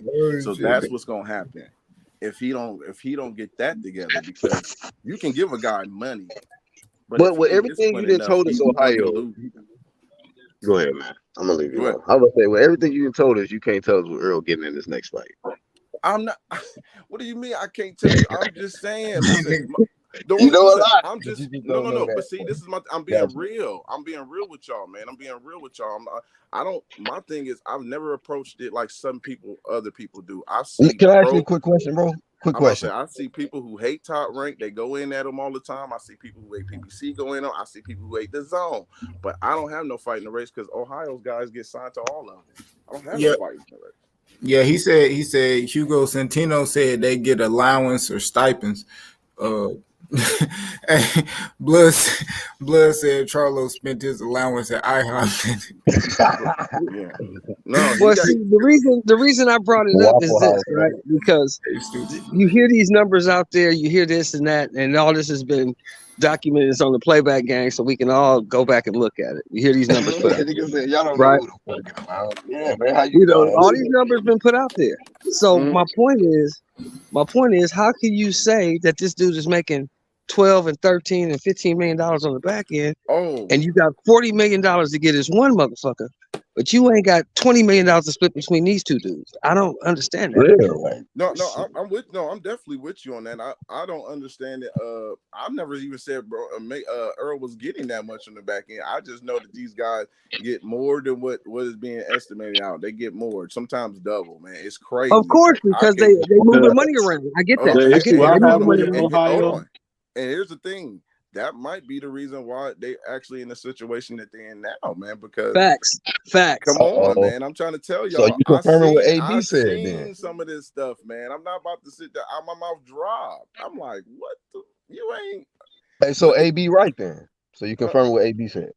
Yeah, AB could. Yeah, I can definitely say AB only based on certain things that I didn't say, because AB, he comes with a grain of salt too. 1 minute Broner say something, then he apologizes. Broner is 1 minute Broner is over there, 1 minute he's over there, bro. Broner's all over the place, and he's a risky investment too. Bob Aaron was right on that one as well. Like you get this guy something. I don't know. See, but hold on. With AB, I do remember this with AB. And this was a minute. It was a minute ago. I don't know if it was this year or last year, but this was when AB first was talking about it. When he was talking about, man, they was trying to pay my homeboy, 1.5 or something for this fight. He was pretty much, I guess he was talking about Bunny or something. Yeah, I remember that. That's what I'm talking about. They cut it. They cut Bunny. Yeah, before he was about to fight. Mm-hmm. Yeah, and then he been coming out with all this other stuff, talking about they gonna be fighting on Twitter and shit. AB, that motherfucker can smell some money, man. Yeah, I think because AB, and here's another thing too. You gotta put this in perspective. If you notice, a lot of guys that started to fall away from Al Heyman is the guys who was coming off bad performances and losing. Or they crossed the street. Vanes Monterosa did the same thing when he was still getting a couple fights. He wanted to cross the street and fight, and he was talking bad about Al, and then he apologized and wanted to come back. And that comes with spoiling them, paying them more money than what they were at times. Now, I'm not saying Broner wasn't worth what he was because he's putting asses in seats, but to get to a point where he's going to be unrealistic with his value because he's not winning or looking, separating himself in the ring from the opponents. So I knew that he was going to get an offer that he wasn't going to be happy with because Broner said, I can go to DAZN and get $10 million. That's a lie. Because when they offered him, it wasn't no $10 million. And if I guarantee he was getting more money up front with PBC, and that started to slow down because you're not producing, you're not putting, winning fights, bro. So eventually he gonna turn too. That's just who he is. If I ain't get one, I'm gonna do me, and that's okay. So my thing is gonna be real interesting when it comes to the Black Prime. Who are they going to match Broner up with? Is they gonna get him? AB Is didn't he just gonna talk fight somebody in the about top 60? fighters not getting paid what they worth in the fights. AB also talked about fighters not getting the fights and being fucking put on the fucking show, and that's what looked like was happening to AB. Maybe that's why he don't look good in the ring. Nigga, all of them niggas. No, I see all of them fighters Because maybe getting on he's the trying to show. get in the fucking ring, and they not allowing him to get in the ring. I think they've been. I think it's like this. It is what he said. Joey Spencer, It's like if you ain't winning, yeah, you gonna get a cut too. But even on top of that, bro, they out here. They is protecting they guys with belts. You know what I mean? That's why they not even making unifications on their side. They don't want nobody to lose on their shit, and you can tell that's how most of them getting set up. And when and that's why it looks so bad when they get upset, because they most definitely don't supposed to be losing to most of these guys on 3 and 4 day notices. You know what I mean? Oh, that happened. That happened. It happened Ohio. a lot. It happened a lot. But see, that's not just PBC. I mean, Mikey just lost on DAZN. That's why I don't get caught up in the PBC top rank thing, because he just lost. You know what I'm saying? And he was on the layoff. Some of these fighters, they comfortable with the money they're getting and they okay with it. The moment they start not performing in the ring, then they start talking about activity. Broner wasn't talking about no activity when he was winning. He was not. I was kind of looking at like El Rayo. What was that other boy that got that lost? Chris Colbert. You know, you know that's He lost to a good fighter. Yeah, but dude actually came in on like less than a week notice though. You're a puncher, man. If you can punch, shoot, you got that. It happens. Yeah, it do, and that's why I'm saying I've been quiet for a long time. Go ahead, I ain't gonna let you get away with that, bro. Nah. That nigga was on a 2-week notice, bro. That nigga was in a lower weight class, and the nigga was talking all that shit to this man, bro. Nah, it ain't no excuse for that. He's supposed to blaze him, bro. It ain't no excuse for Colbert, bro. And Listen, he's from my city, bro. That ain't no excuse. I like Colbert though, man. That's my dude, but he had a humble pie, man. He thought, and this is one thing he said in the press conference. We can go back to what we talking. He said, and I've always been a strong believer on this.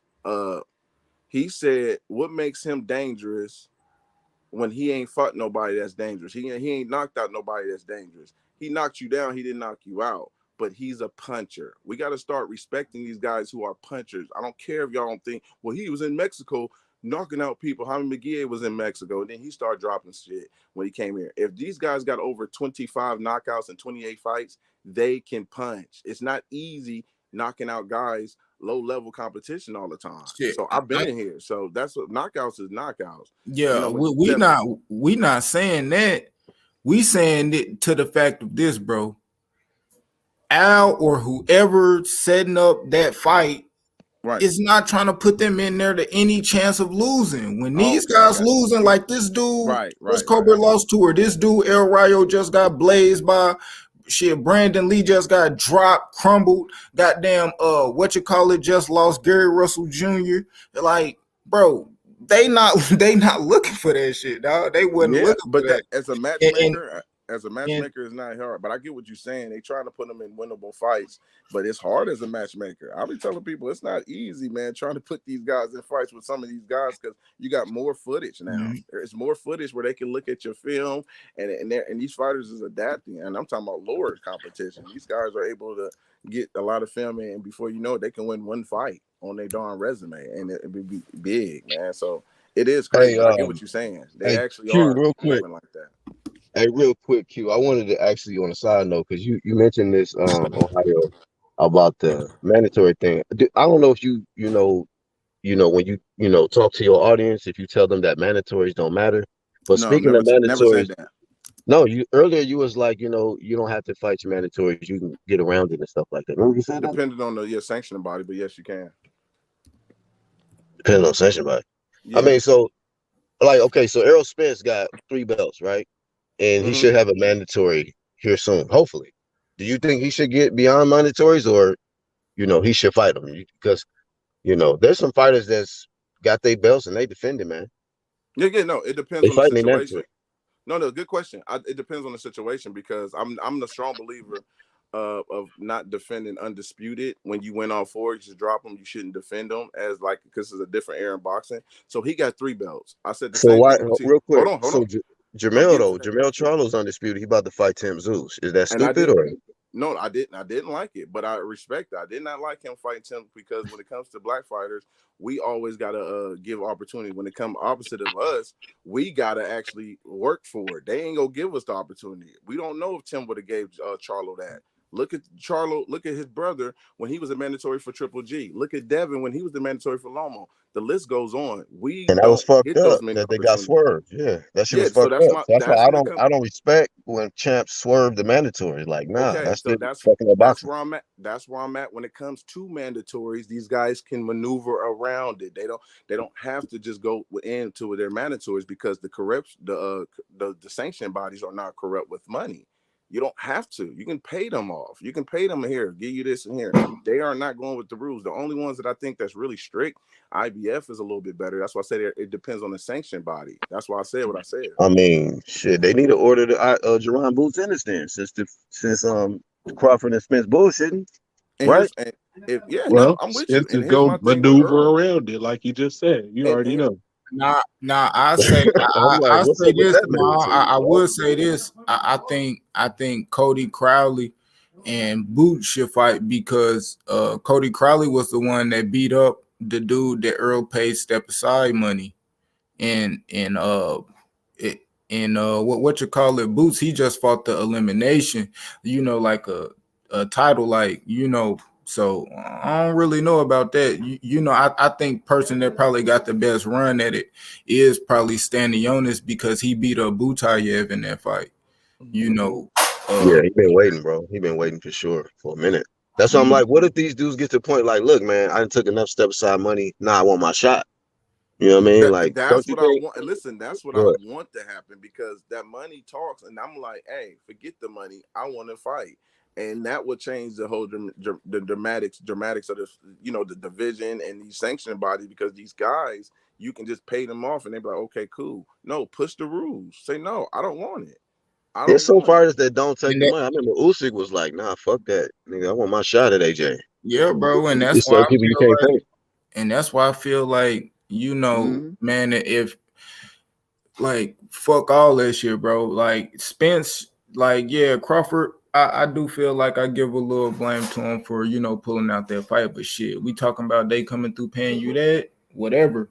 But then I'm looking at Earl and I'm like, bro, why, bro, why should anybody should even be able to compete with a Showtime contract that's for Earl Spence for undisputed top pound for pound in boxing? Like, how should anybody be able to compete with that? Like, that shit crazy. Like, what kind of sense that make? Like, Earl should even be mad. Like, bro, this next fight, Thurman, if it's the WBC, man, Al done had your ass on the shelf for so goddamn long. Take that shit to Purse Beard, man. See how much somebody else to pay for that shit. You know what I mean? See if Al gonna pay you more for that shit because he only didn't give you $1 million for your last fight, or Stanionis and them do the same thing. See what you worth out there. Teofimo did it. He got blasted, but shit, he seen that he was able to get more money.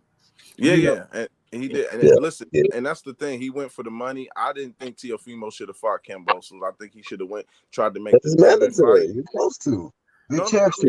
Listen, hold on. Hold on. Yes, this is mandatory, but here's another thing that I want y'all to understand. There are certain guys that get in mandatory spots that's not deserving of mandatory spots. It's because they pay to get. Hold on, what?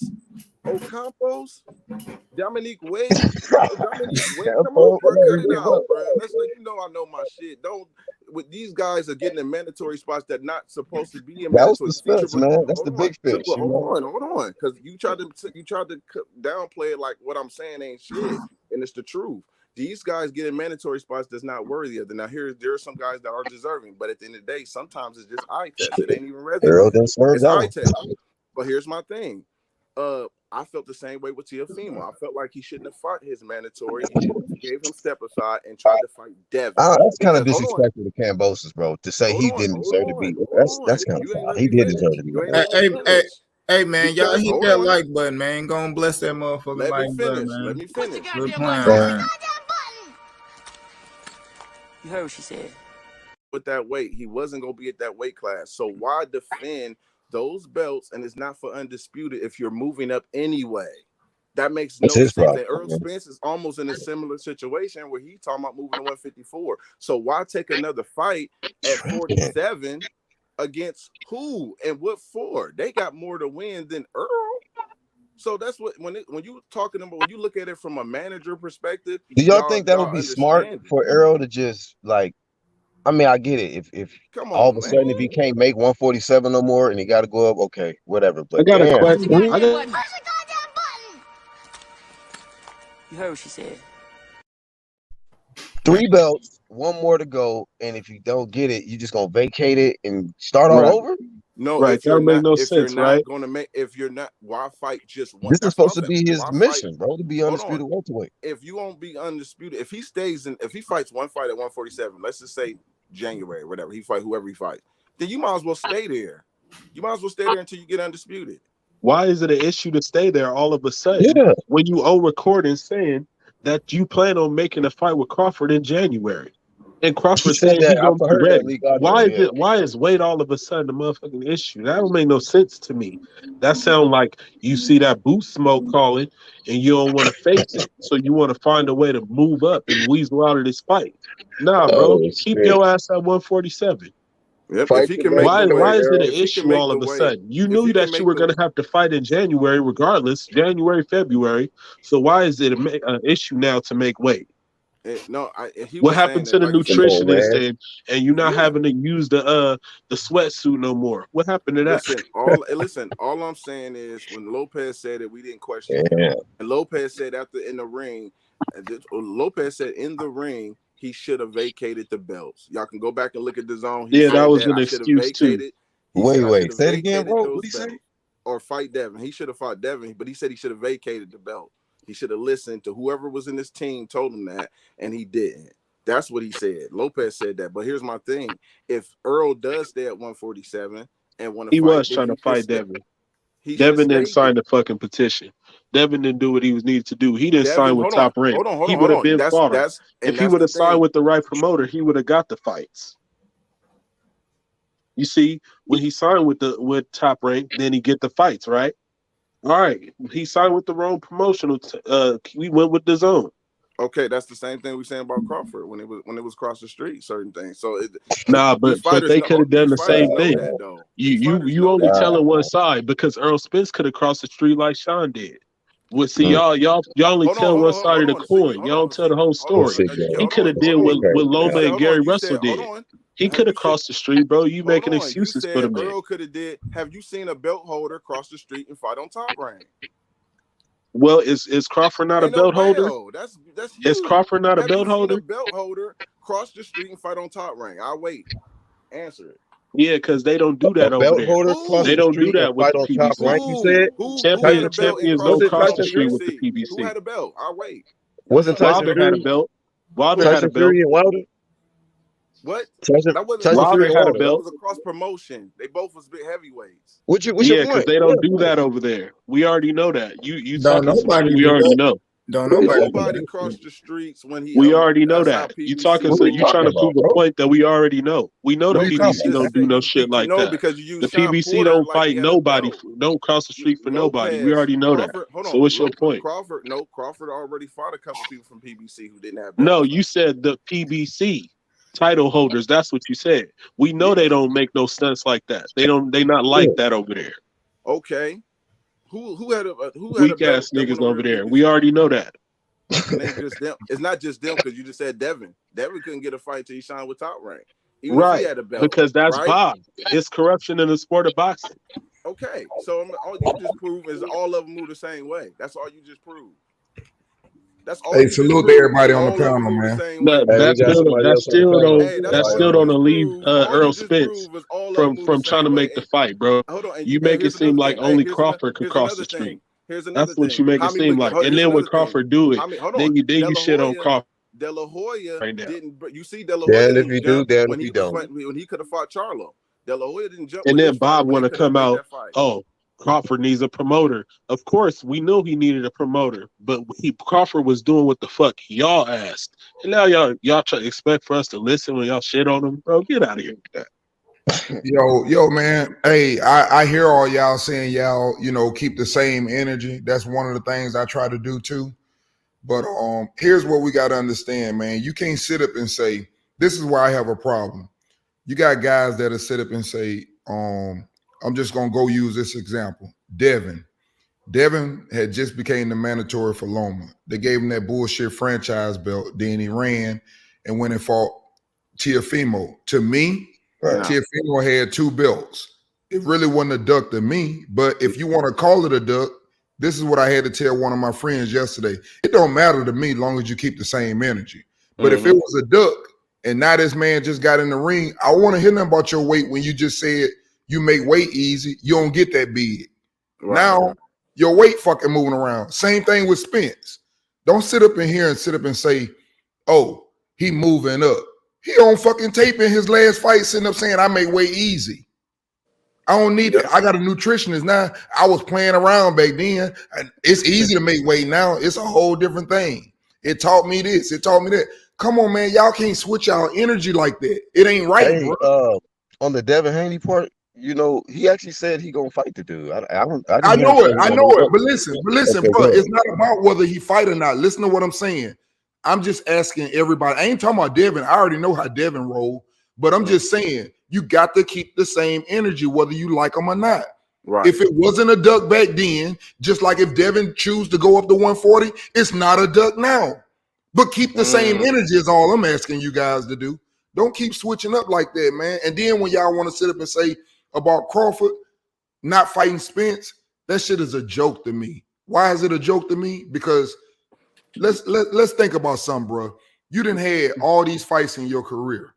Now you about to fight a dude. You ain't never fought no pound for pound dude. You ain't never fought no fighter of the year.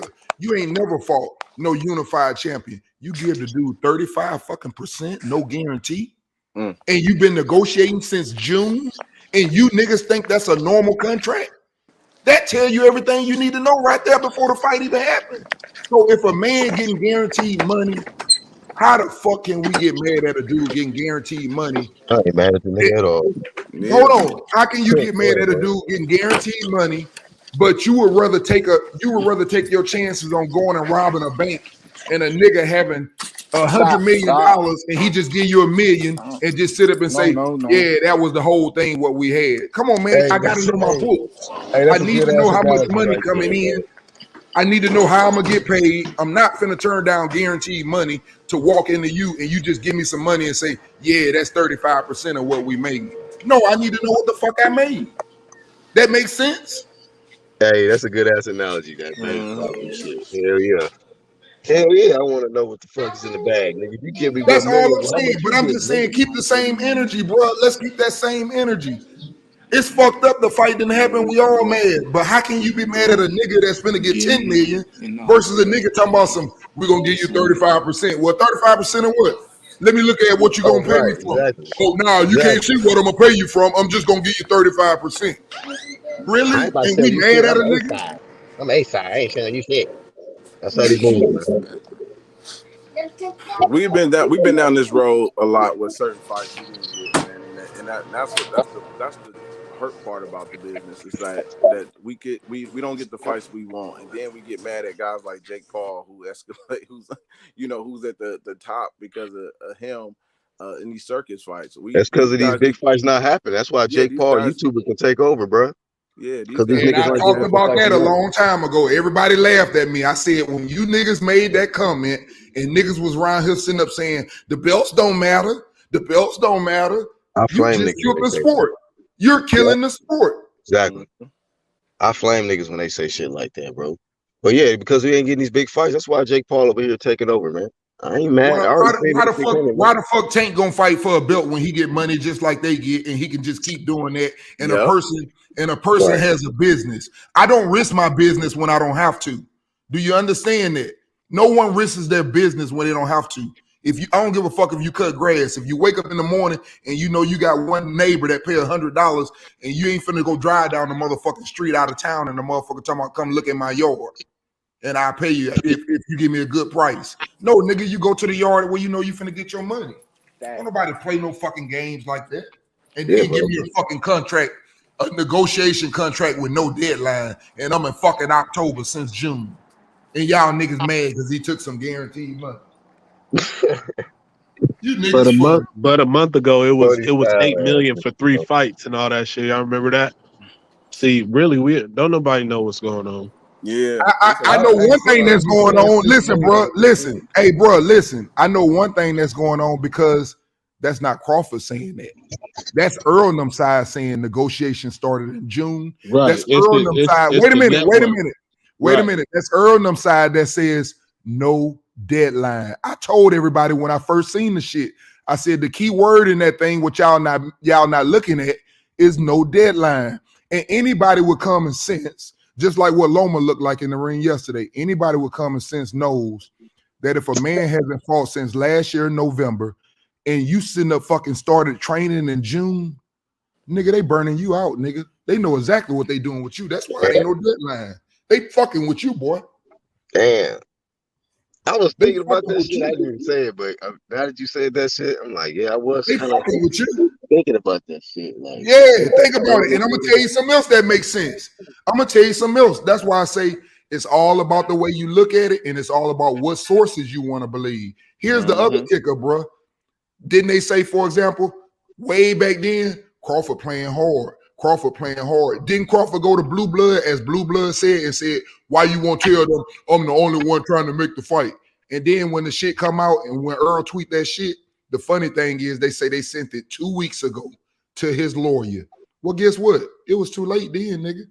The nigga got tired. He had to find him a fight. That's all that is.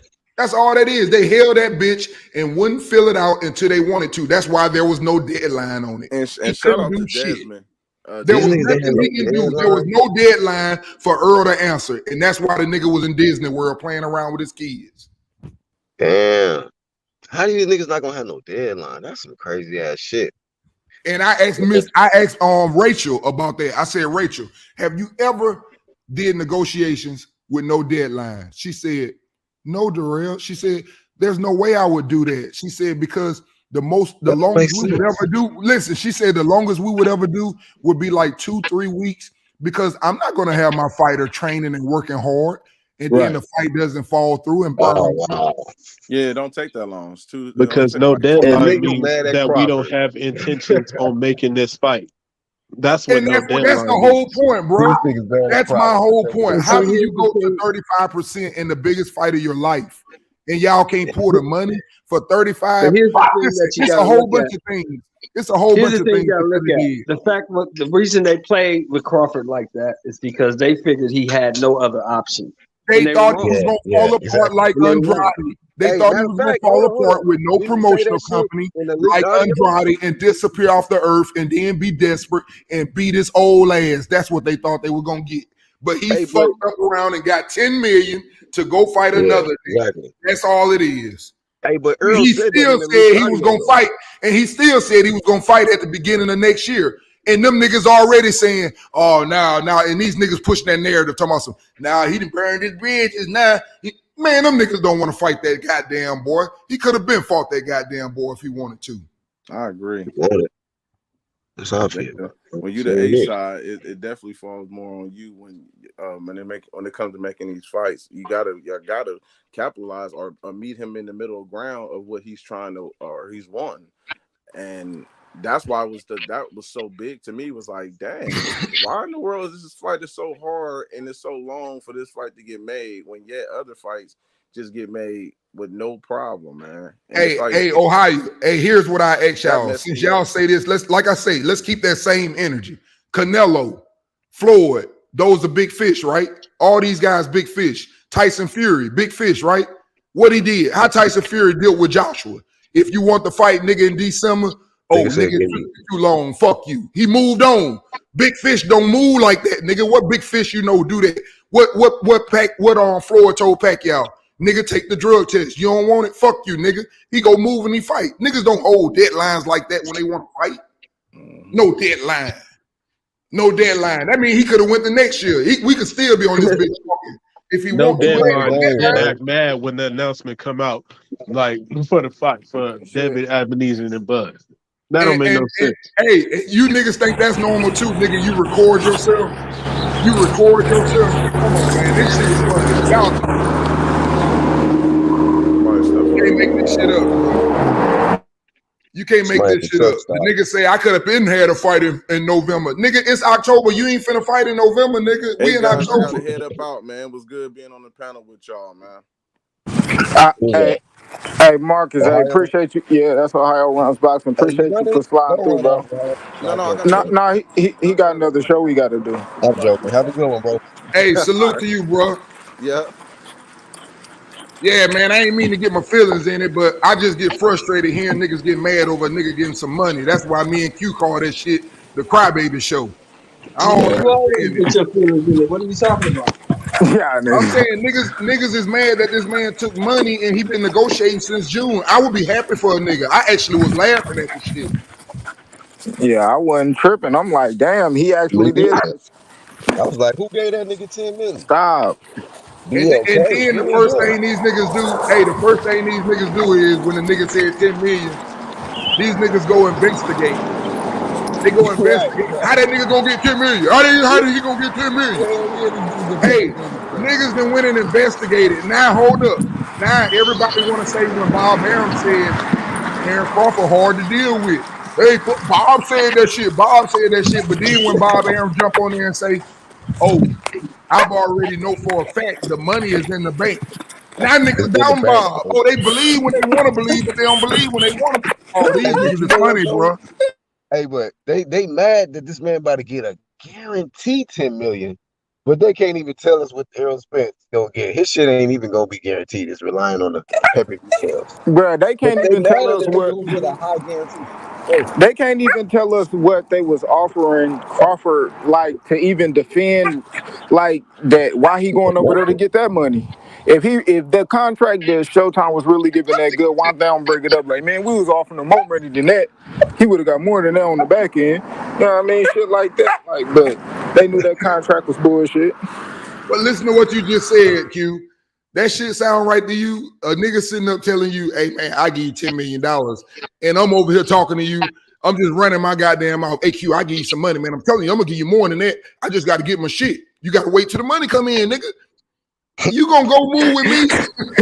He said, got to wait till the money come in, nigga. Yeah, nah. Hey, come on, man. That shit is funny. We are actually having a conversation about this man taking $10 million.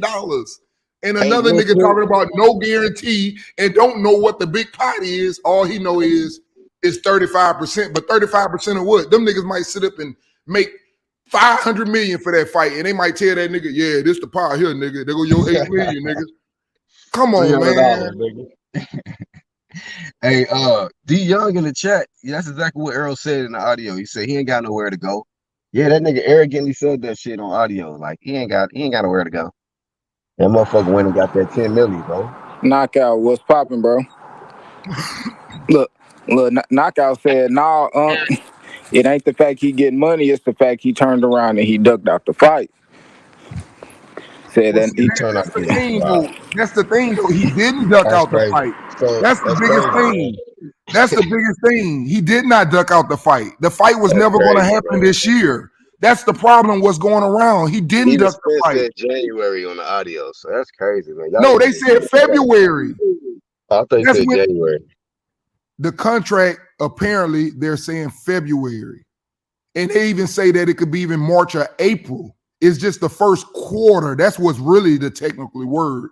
The first quarter. They don't even know when the fight gonna fucking happen. I don't understand that, bro. I just don't understand it.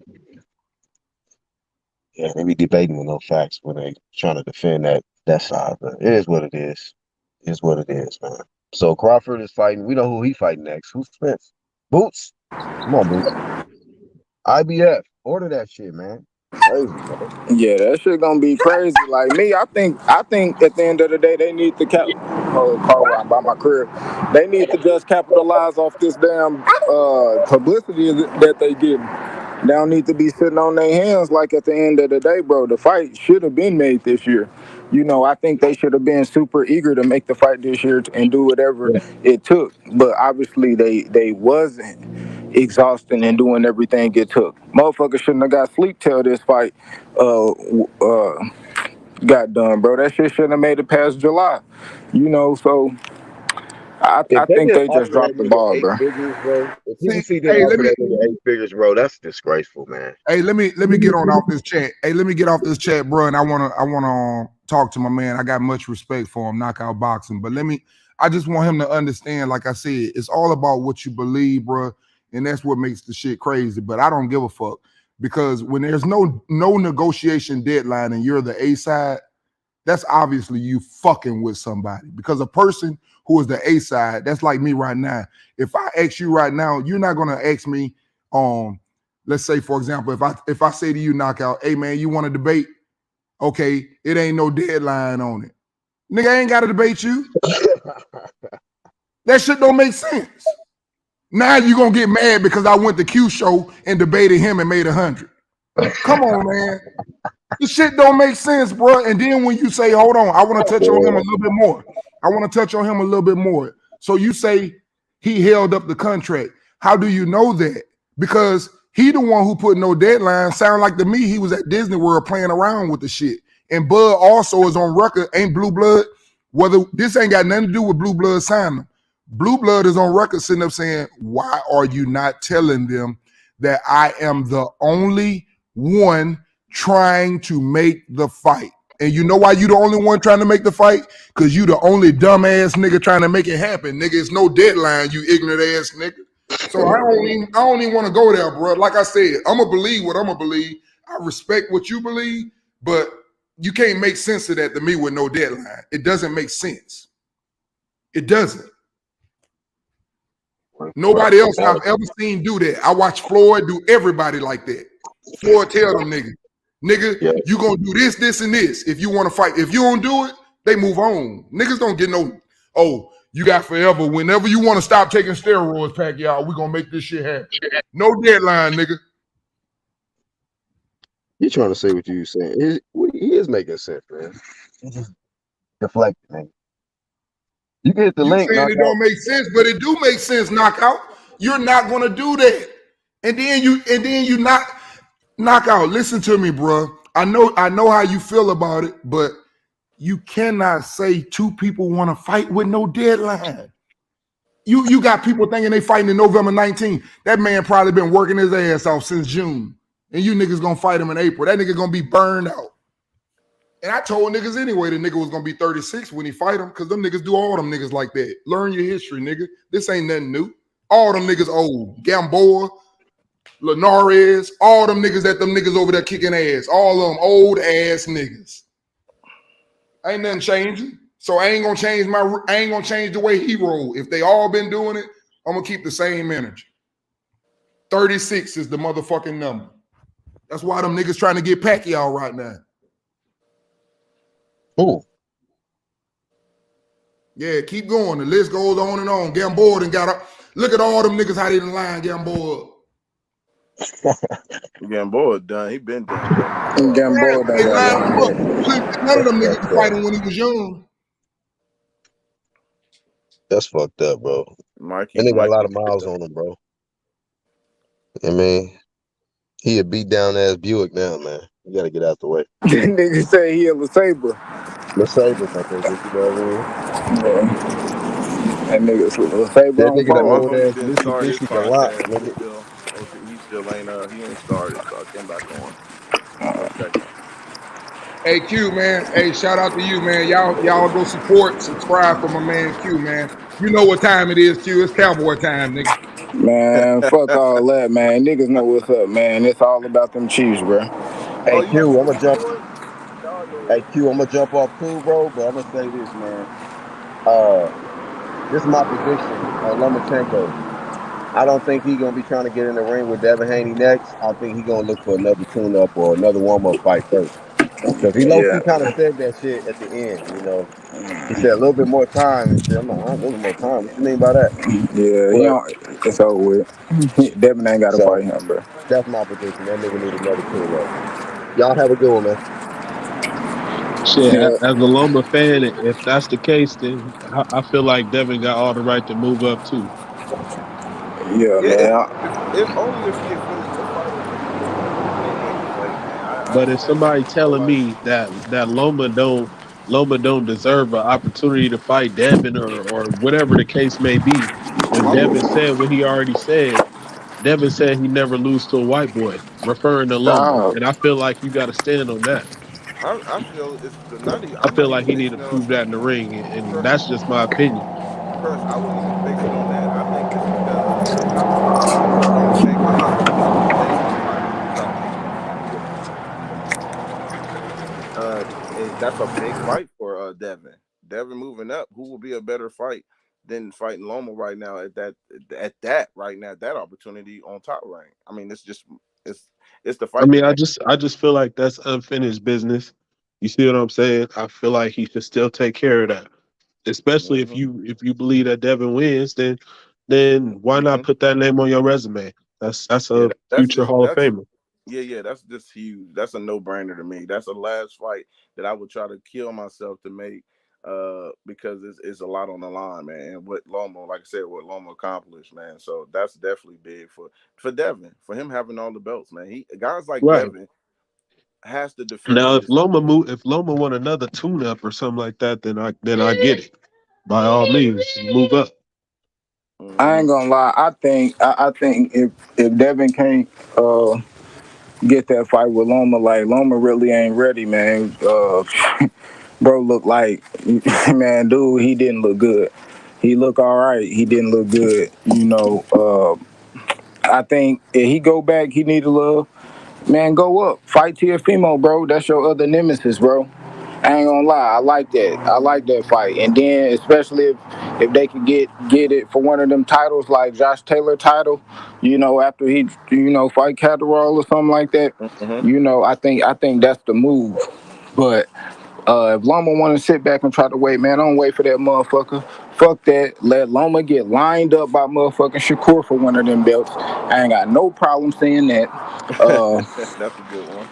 and I think that probably might be how it work out because Loma, he already talking about this heavyweight.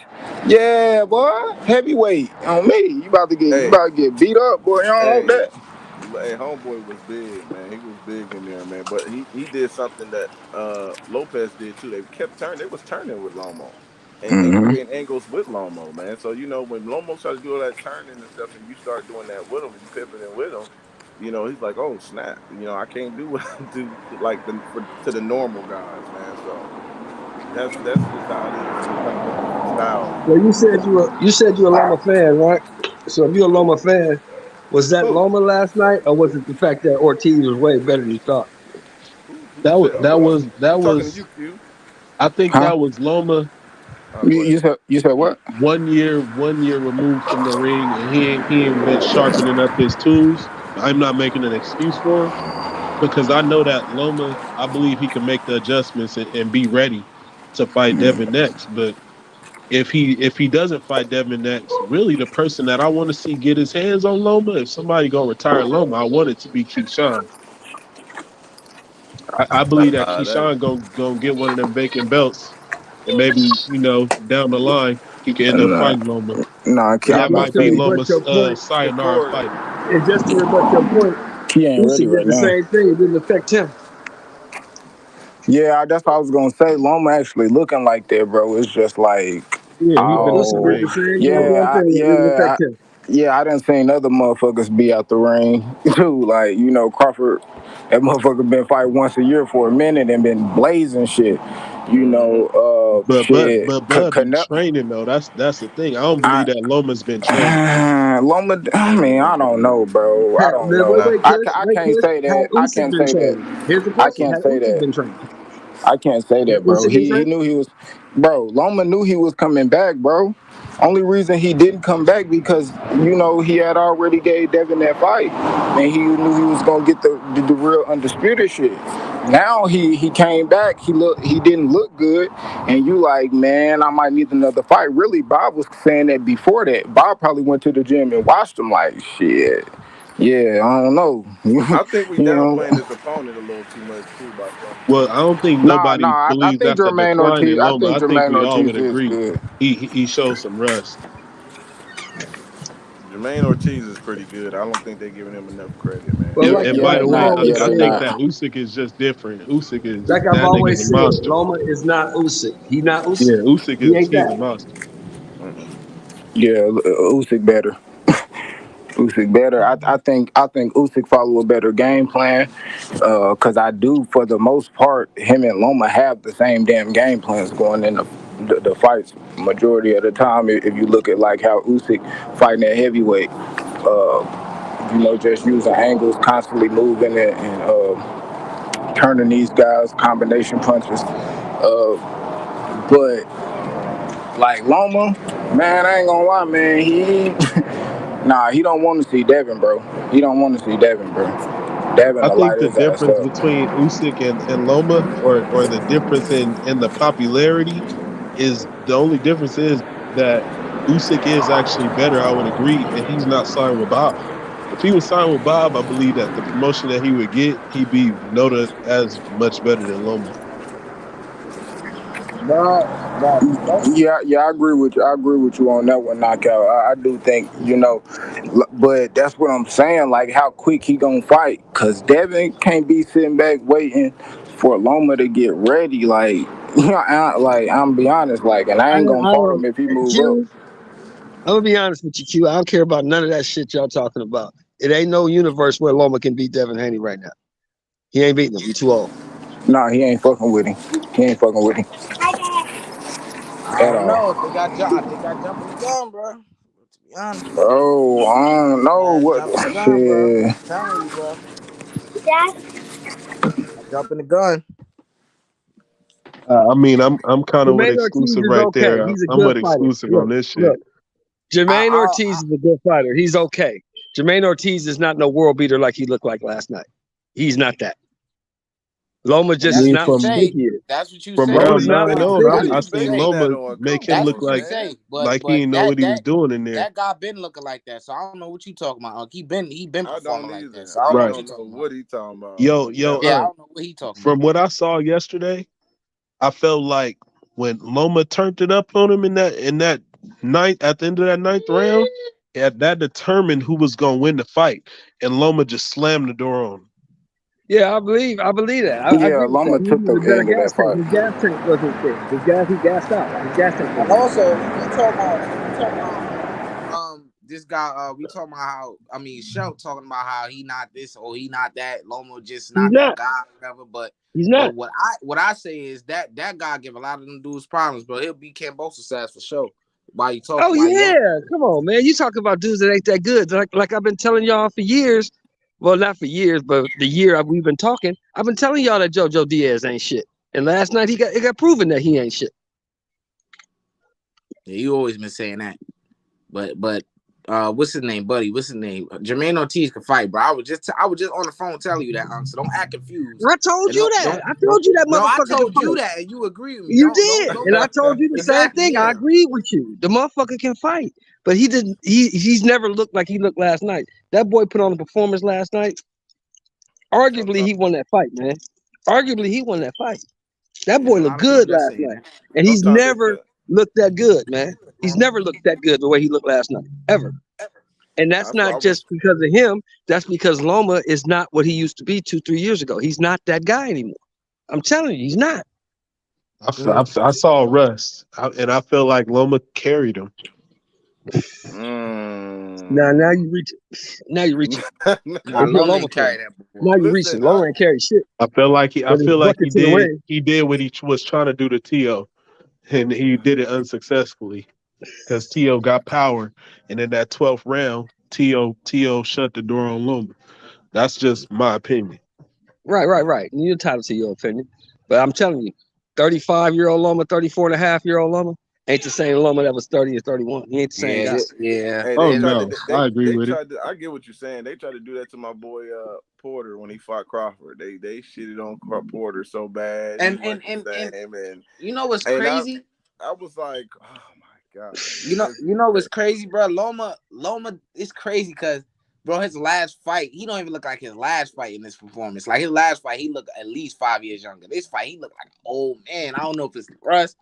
I don't know, but his last fight, he looked like he was 25 years old. Oh, that's just me.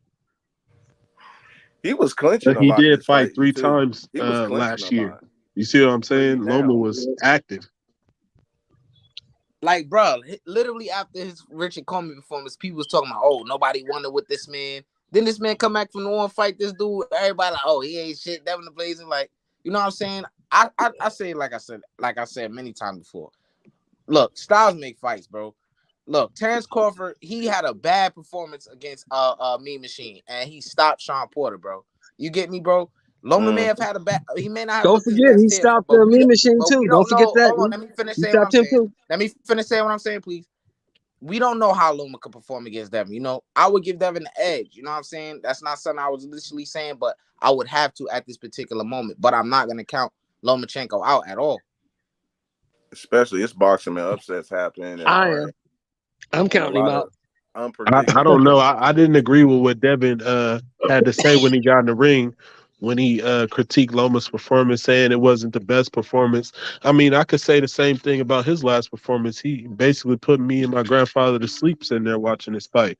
I don't feel like he got a place to really critique Loma's performance. Why would he seen better performances? He's seen better performances from him. Look. I mean, just because it didn't amuse you, that don't mean it was a good performance. I mean, it didn't amuse me, but I thought it was a dominant performance. You know what I'm saying? I thought he could have did something different, but he punished the dude. You know what I'm saying? But it is what it is. That don't mean the performance wasn't short of anything great. You know, he dominated the guy. You feel me? But what I'm saying is, if they fight, bro, I really don't know. I really can't judge. That's always been my stance. I really don't know. I got Devin. I don't think he might Loma out, but I got Devin unanimous decision.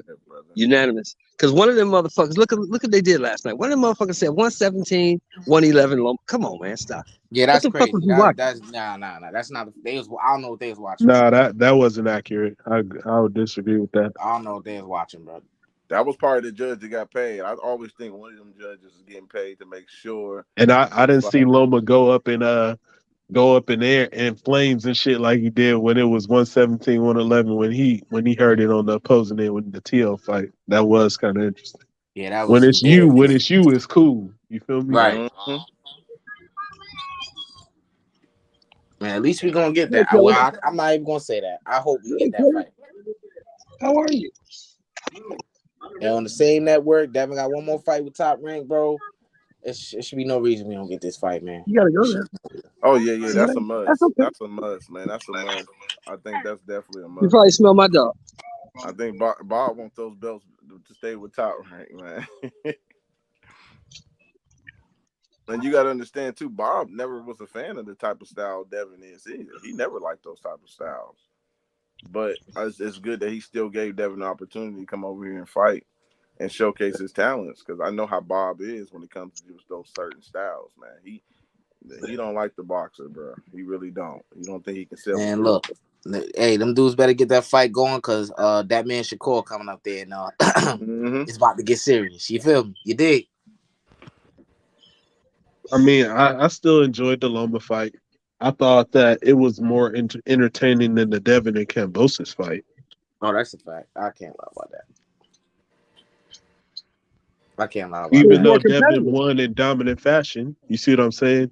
With Loma, he had to go through some adversity. It was more competitive. Whether Jermaine Ortiz is trash or not, Jermaine Ortiz came to fight. He's not trash. He's not trash. No, that's what he ain't. You can't sit here and call Jermaine Ortiz trash. He ain't trash. He ain't trash. He coming off beating a former world. I'm not calling him trash. I'm just saying that for the ones who may think that. I never seen him fight before last night. I seen him beat the shit out of Jamel Harris. Yeah, that dude I seen him get clipped by that other dude. I mean, amongst that's not that big of a deal to me. This may be a little crazy, but I know speed when I see it because I have it. Bruh is one of the fastest people in boxing. I'm not even gonna cap. Cause I know speed, bro. He got some speed on him, bro. He's a good fighter, man. I don't see that much of an accomplishment in Jermaine Ortiz beating up on Herring. Was he at 126 when he beat up, or 130 when he beat on Herring? 135 they fought. 135 Herring. Herring to me is a 130 pounder. No, originally he started at 35, moved down to get a little, edge on dude. Well, that's where he's been fighting is 130 though, right? That's where he's been dominant, but he's really a 135 pounder. So he moved back up to 135 to fight Jermaine Ortiz, and Ortiz retired him. Right. That's where I'm like, okay, big deal. But I just told you the fight before here, he got clipped and hurt. I think he got dropped, didn't he? E? Oh no, I didn't see him before. That fight before, he got clipped and hurt, or dropped. I think he got dropped and got up and dominated the dude. So the kid can fight. The kid is a dog. Yeah, he hustled too. He hustled in the clinch. He was hustling, bro. But that second gear, long put that second gear on his eye. Yeah, as he's supposed to. I'm gonna start using his movement, his legs, and then they went from talking about Jermaine Ortiz taking the angles away to him looking like he looked like Tio in rounds 9 to 12. That's what he looked like. He didn't know what the fuck was going on. I never seen nobody neutralize that in a fight against Loma. It's gonna happen to you when you fight him. It's just gonna happen. Mm-hmm. Did y'all watch Did anybody catch the Jake Paul and Silva? I caught that little bullshit. No, I didn't even watch it. To be honest, I ain't gonna lie. No, I was talking to somebody. I was like, yeah, let me catch, because I was talking to them about the Loma fight. I was like, yeah, let me see what's to this Jake Paul shit for a little bit. I want to laugh a little bit, And then the nigga that I was on the phone was like, yeah, bro, he gonna knock him out or drop him in the last round. Watch. And that's exactly what fucking happened. I caught I think it was a 9-7 round fight, some shit like that. I caught it in the 7th round, and the last round was 8, I think. So between those rounds, then the 8th round started. I'm like, damn, I'm watching this shit drop. I'm like, oh man, this some fucking choreographed shit, man. That shit is crazy, bro. Dang, I didn't watch it. I seen a lot of tweets about it, but a lot of people were saying Silva was winning. So I didn't know. I wouldn't know. So I didn't see that. I didn't see it. So I definitely wasn't paying for it. I just couldn't do it. Oh hell no! I would. Ooh, I wish I would pay for that shit. I ain't paying for nothing right now until you know who fight. Until you know who fight, then I'm gonna start contributing back to the sport. And listen, I'll be honest. I'm getting slack for it, especially from the Spence fans. But I'm gonna support the $40 for Bud. I'm a Bud fan, so I'm supporting him, bro. I'm definitely paying $40 to watch him fight. Hey, he gonna get paid either way, so it don't hurt his pocket if I don't. Yeah, you know what I'm saying? I'm supporting, man. So I like Crawford. I can't help it, man. So I've been following him since. Hey, he my favorite fighter too, bro. Since the dreads, bro. So I've been following him for a long time. So, but yeah. Hey, it's boycott promotions over here, baby. So yeah, I definitely hope. I was hoping he fight Earl on November, man, and end the discussion, because he brought way more tools to the table, in my opinion, when it came to that fight.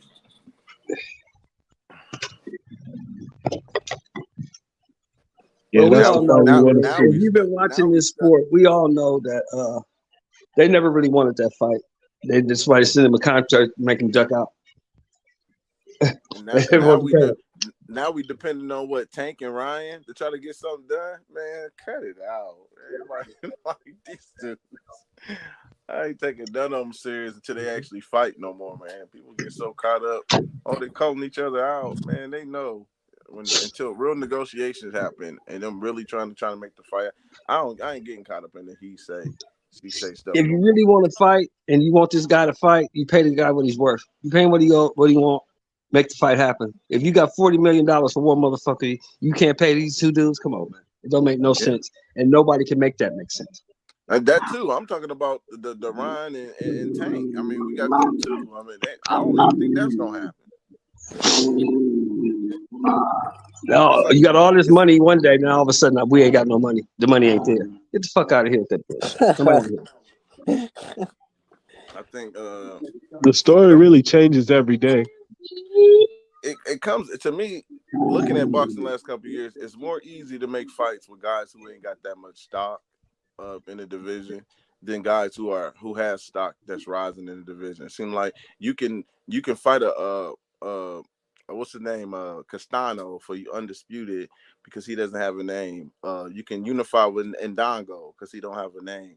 You can fight Charles Martin because he doesn't have a name. It's like it's easy to make fights with guys who hasn't built their names up, who have titles. But when it comes to guys who actually got some stardom and they you have seen fight on TV continuously, it's like it's hard for these guys to come together. And it's like I don't know if they're afraid to lose their it's just it's crazy to me. I was like, wow, it's way more easier. Like, you know what I'm saying? You got to be happy for the upsets because we know Kamboso's going to fight one of the top guys. You know what I'm saying? It's like, it's crazy to me how that works in boxing. Just crazy. Rosario fighting, beating Hurd. We knew he was going to fight Jamel. That was easy to make. Like, it's crazy. But that's boxing. And I'm gonna be tuned into the NBA, mostly, because boxing is in the drought. I've been slowed down myself, man. It's crazy. It ain't in the drought yet. It may be in the drought after next week because next week is fire. Next week is who? Next week is fire. Good card next week. Okay. I guess. Yeah, and a lot of people in the NBA, most Laker fans ain't too happy right now. So I don't even watch the motherfuckers no more. Just ask Shelty. He know all about it. Them weak ass. I don't even watch them. I can't talk neither because out of my city, them boys stink it up. You know what I'm saying? Who you like? Who you from? I'm from Brooklyn, man. We out here struggling, man. Shut up. With two superstars and a has-been all-star, man. I like Portland. Man, I'm fucking with the Celtics, man. They a racist organization, but they got some of my players on there. So, Yeah. They nice. But that's boxing, man. Get to a point where everybody's losing their love for it. It's like it's a lot of people fading away from it. Wait. Let me ask y'all this, cause y'all brothers probably more hip to this than me. Why is it that football has more fans than NBA? I hear a lot of people say that, and more viewership too. It's the number one American sport, but next to baseball. Number one. No, baseball. And number two, because in football, baseball got to be number one. Everything is basically on a somewhat level playing field. All the teams are good, and there's only a little bit of separation between teams. Where in basketball, you got really, really, really good teams, and you got really, really, really shitty teams. Oh, okay. You know what I'm saying? Back in the day, in the 90s, I think that was cool. Man, that was it was parody in the 90s. It was parody. It's not parody in the league no more. Yeah, that was. Oh no. It's. I mean, after that KD shit, the parody is a lot better. But I get what you're saying. You're right. Yeah, it's in football. Well, it's not parody. really, because anybody can beat anybody on any Sunday. Anybody can be beat. Not really. What era of basketball you talking about? The 80s or the 70s? Or the 80s and the 90s, it was parody. No, the 90s it wasn't no parody because Jordan kept going back to the finals. He got 6 chips. Hold on. Yeah, but his journey to get there was always difficult. Charlotte Hornets, they had Johnson, Morning, they had the Heat, the Warriors. It just proves his greatness because you had great teams and they just couldn't get past it. I'm not knocking that. I'm just saying it's not what team besides Golden State with KD is cruising to the final. I don't know who goes to crew. We know Golden State is better than everybody in the league. We know that.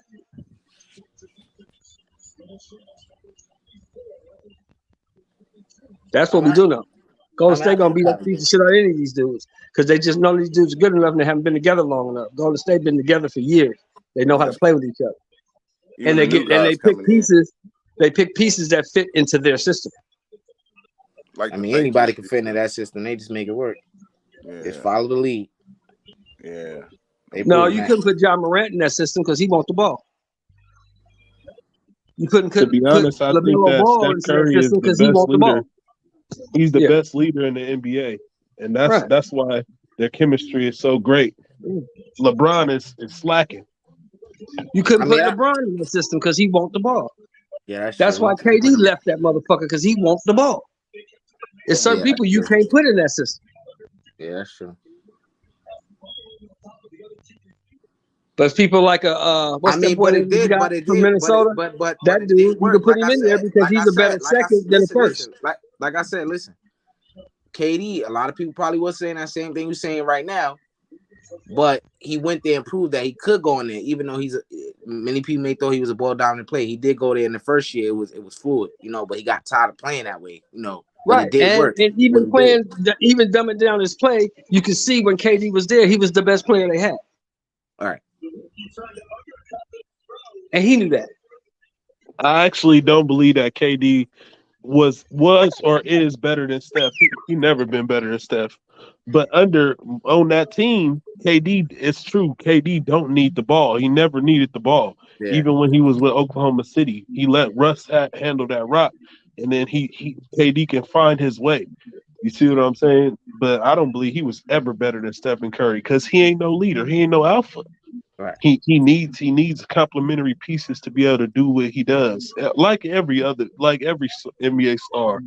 But KD, he just don't have the right mental. But in them playoffs and them finals, you knew who the best player was because he dominated. I just felt like no, but they dominated before he was ever there, though, huh? They dominated before he got there. He did. He dominated. He did in the playoffs and the finals when he was in Golden State. He dominated. Oh, let me ask you. He did his job. I don't feel like he did anything that he can't do right now. Then why he not winning right now? Because he don't have the players. If the Warriors don't get KD, you think they beat that 2017 Cavs team? No. Yeah, I don't think so neither, bro. Nope. It would be a competitive series. I don't see why not. They showed you that when these motherfuckers had the Cavs down 3-1 and let these motherfuckers come back and win 3 straight. Ain't nobody ever done that. Yeah, that's y'all forget we dealing with LeBron here. Come on. See, niggas don't like LeBron, but shit, I know LeBron. LeBron's a great player. Yeah, LeBron's a great player, but nobody had ever done that. No dominant team that won 73 games in the regular season. Yeah, that's true, bro. Come on. Can go to the finals, be up 3-1, and fuck it off. They ain't win that. The Cleveland Cavaliers didn't win that series because of no Kyrie Irving to me. He got the same personality traits as KD. I'm not saying he did. I'm saying that Golden State is not as dominant a team without great players as y'all think. You think Steph Curry is dominant. With KD, that's just of course you're gonna be. You feel me? You're gonna be unstoppable. He's a good player. But they didn't need KD. They could have won without KD. It's possible. But they did. Woulda, coulda, shoulda. They didn't. They did though. They did beat LeBron without KD. Woulda, coulda, shoulda. They didn't. They got beat. But they got talking beat. Like they didn't beat him before. If they hadn't already beat him specifically, then I would be like, okay, I'm with you. Like they just couldn't beat LeBron without KD. But they already did beat him before. Yeah, of course. I remember. And then they 3-1 KD too. So why are you talking about how good he was in that series before when in the Western Conference Finals? Cleveland the first series, when they beat Cleveland the first series, KD. When they beat Cleveland that first year, name the other players on Cleveland's team besides LeBron. Shit, I don't know his Matthew Dellavedova, but Tristan Thompson, Amon Shumpert. You got Kyrie Irving. That motherfucker yeah, I know that. They were C+ players in LeBron's system though. But look. LeBron took F players and made them C+ players. Huh? Exactly. Come on, exactly. Look. People, but look, I agree with both of y'all. I agree with both of y'all sides. But when people bring up LeBron having a shit roster with him, they neglect to realize or fail to mention that he was up 2-1, even though he had them circumstances. So you feel me? If he was good enough to be up 2-1, why wasn't he good enough to win the rest of the series? Stop. Boom. Get out. He was, but LeBron has flaws as well. But my argument to Unc is, so what's the excuse for KD and OKC being up 3-1 on the Warriors in that same Western Conference Finals that year, and letting Steph and the Warriors just come back and beat their ass and run them up out the building? Because you got two motherfuckers battling over who gonna be dominant. You got two because dudes Steph is better than battling KD. over who gonna be dominant instead of one dude just playing his role and letting the game flow to him. Right. You can't win like Steph that. is better than KD. With the Bulls teams, with the Lakers teams, with all the Detroit teams, you knew who the guy was. Right. Stop. You knew who the guy was. KD ain't no real alpha. With that OKC team, you didn't know who the guy was. It's either this guy or that guy. You didn't know. KD let Westbrook be the alpha on the team, and he just want to float around. And you see what I'm saying? Get it? He gonna get his numbers. Like players in the NBA, they're excellent at getting their numbers. LeBron can do the same thing, but that don't KD ain't he. That don't mean he better than Steph, in my opinion. And Steph's better. Stop. I wouldn't disagree. I'd probably be saying something different. I'll probably be saying something different. Probably 2 years ago. But I'm a KD fan, but right now he in a bad place with me right now after that shit he did last year. I was saying the same thing when KD was on the Warriors. I criticized KD just like I criticized LeBron when he made that move to Miami. I criticized KD, and KD has not yet proven to me that he can win on a team as an alpha of his own. He has not shown me that. LeBron has vindicated himself, and then he, on top of all things, he came to L.A. and brought us a ship and kept his word. LeBron can't do no wrong with me. Whoa, not do no wrong. It's crazy. I want him to retire a Laker. LeBron is like that. He like that. I'm gonna tell you what we should do as Lakers. What the Lakers should do if they really want to start winning. Trade them niggas. They need to trade LeBron. They need to trade AD and Westbrook. And blow it up and start all over. That's what they need to do. For the benefit of the future. Hey, tank for Wembanyama, bro. I actually, for the first time, I'm going to say I agree with you, but I don't want to see him trade LeBron. I want to see LeBron retire as a Laker. I want that nigga out of here so we can get some picks. He going to retire, huh? Like, let him do I know. We need to get something for that motherfucker while we still can. Right, look, when LeBron is gone, we gonna blow the team up. AD is soft. I've been telling people everything that I've been saying about my team been coming to fruition. AD, he is not the guy. He Why never you think was Charles Barkley call that nigga street clothes? Yeah, that's what he is. Street clothes. I agree with that. Charles Barkley be saying some real shit sometimes. Every time you see this nigga and look, and if they give up them picks, bro, this is just history repeating itself. Cause, bro, LeBron be draining teams of their assets, bro. Let's keep it real, bro. If they trade them 2 picks to make this team better right now, bro, their future is looking bleak, bro. For real, bro. And he needs to be around people who don't have egos. See, AD got an ego. Westbrook got an ego. He needs to be around players that don't mind this nigga sucking up all the oxygen out the room. Right. I mean, I know that we trash right now, and I'm willing to accept it because we will never stay trash. It's all right. We going through our phase where we just trash. This happens if you're a real Laker fan. Yeah. Hey, who y'all think the best player in the world is right now? Right now? I think it's been Steph for about the last 8 years. Oh hell no! Fuck no! I'm talking. No, I'm being real with you. I'm for real. I think the best singer, the one guy who's the best right now, I think is fucking Tatum. It wasn't never no Kawhi or no KD. He was never the best. Giannis is the best player in the world to me, bro. Who? Giannis? Not because he's the best player in the world. Right, and just because a nigga don't play like people like, because he may not have the best, the skill set or a hezzy tween or anything like that. Bro, the nigga's the best player in the world, bro. On both ends of the court, he produced, bro. That's what I'm looking at. I just feel like Giannis, he needs to get over the hump. He has to continue to get more deep playoff experience, and eventually, I believe that he'll get over the hump. But right now, it ain't his time. Get over the hump. I feel like he lacks like MVP, that bro. IQ. What are you talking about? What is he showing that? He already won a championship finals MVP, dropped 50 in the finals, and he's a 2-time MVP and the defensive player of the year. What more do you want from this man? He's still not that guy to me. He's still not that guy to me. Well, that's and when I say get over the hump, I'm talking about really come through and be that guy in that big moment. He doesn't have that defining moment yet. Bro, did you not watch the finals against the Suns when they was down 2-0? What are you talking about? You don't think 50 and 20 against the Suns? Did you just say the Suns? Did you just say the Suns? The Phoenix Suns, who were up 2-0 when the favorites in the finals, bro. What are you talking about? That's why that you can only play who's there, bro. Exactly. You can only play who's there. I don't get it, bro. Giannis just he's not the number one guy to me yet. He not no Steph. Yeah, I mean, Steph's resume is a laundry list compared to his as of now, but bro, like, it's not off by far, bro. In championships here, but I mean, we're not looking like most people. I don't particularly like. I wouldn't say so that much, but most people after Curry winning this ring are saying he's top 10. And if KD didn't go there, he wouldn't have 4 rings. Therefore, he wouldn't be top 10.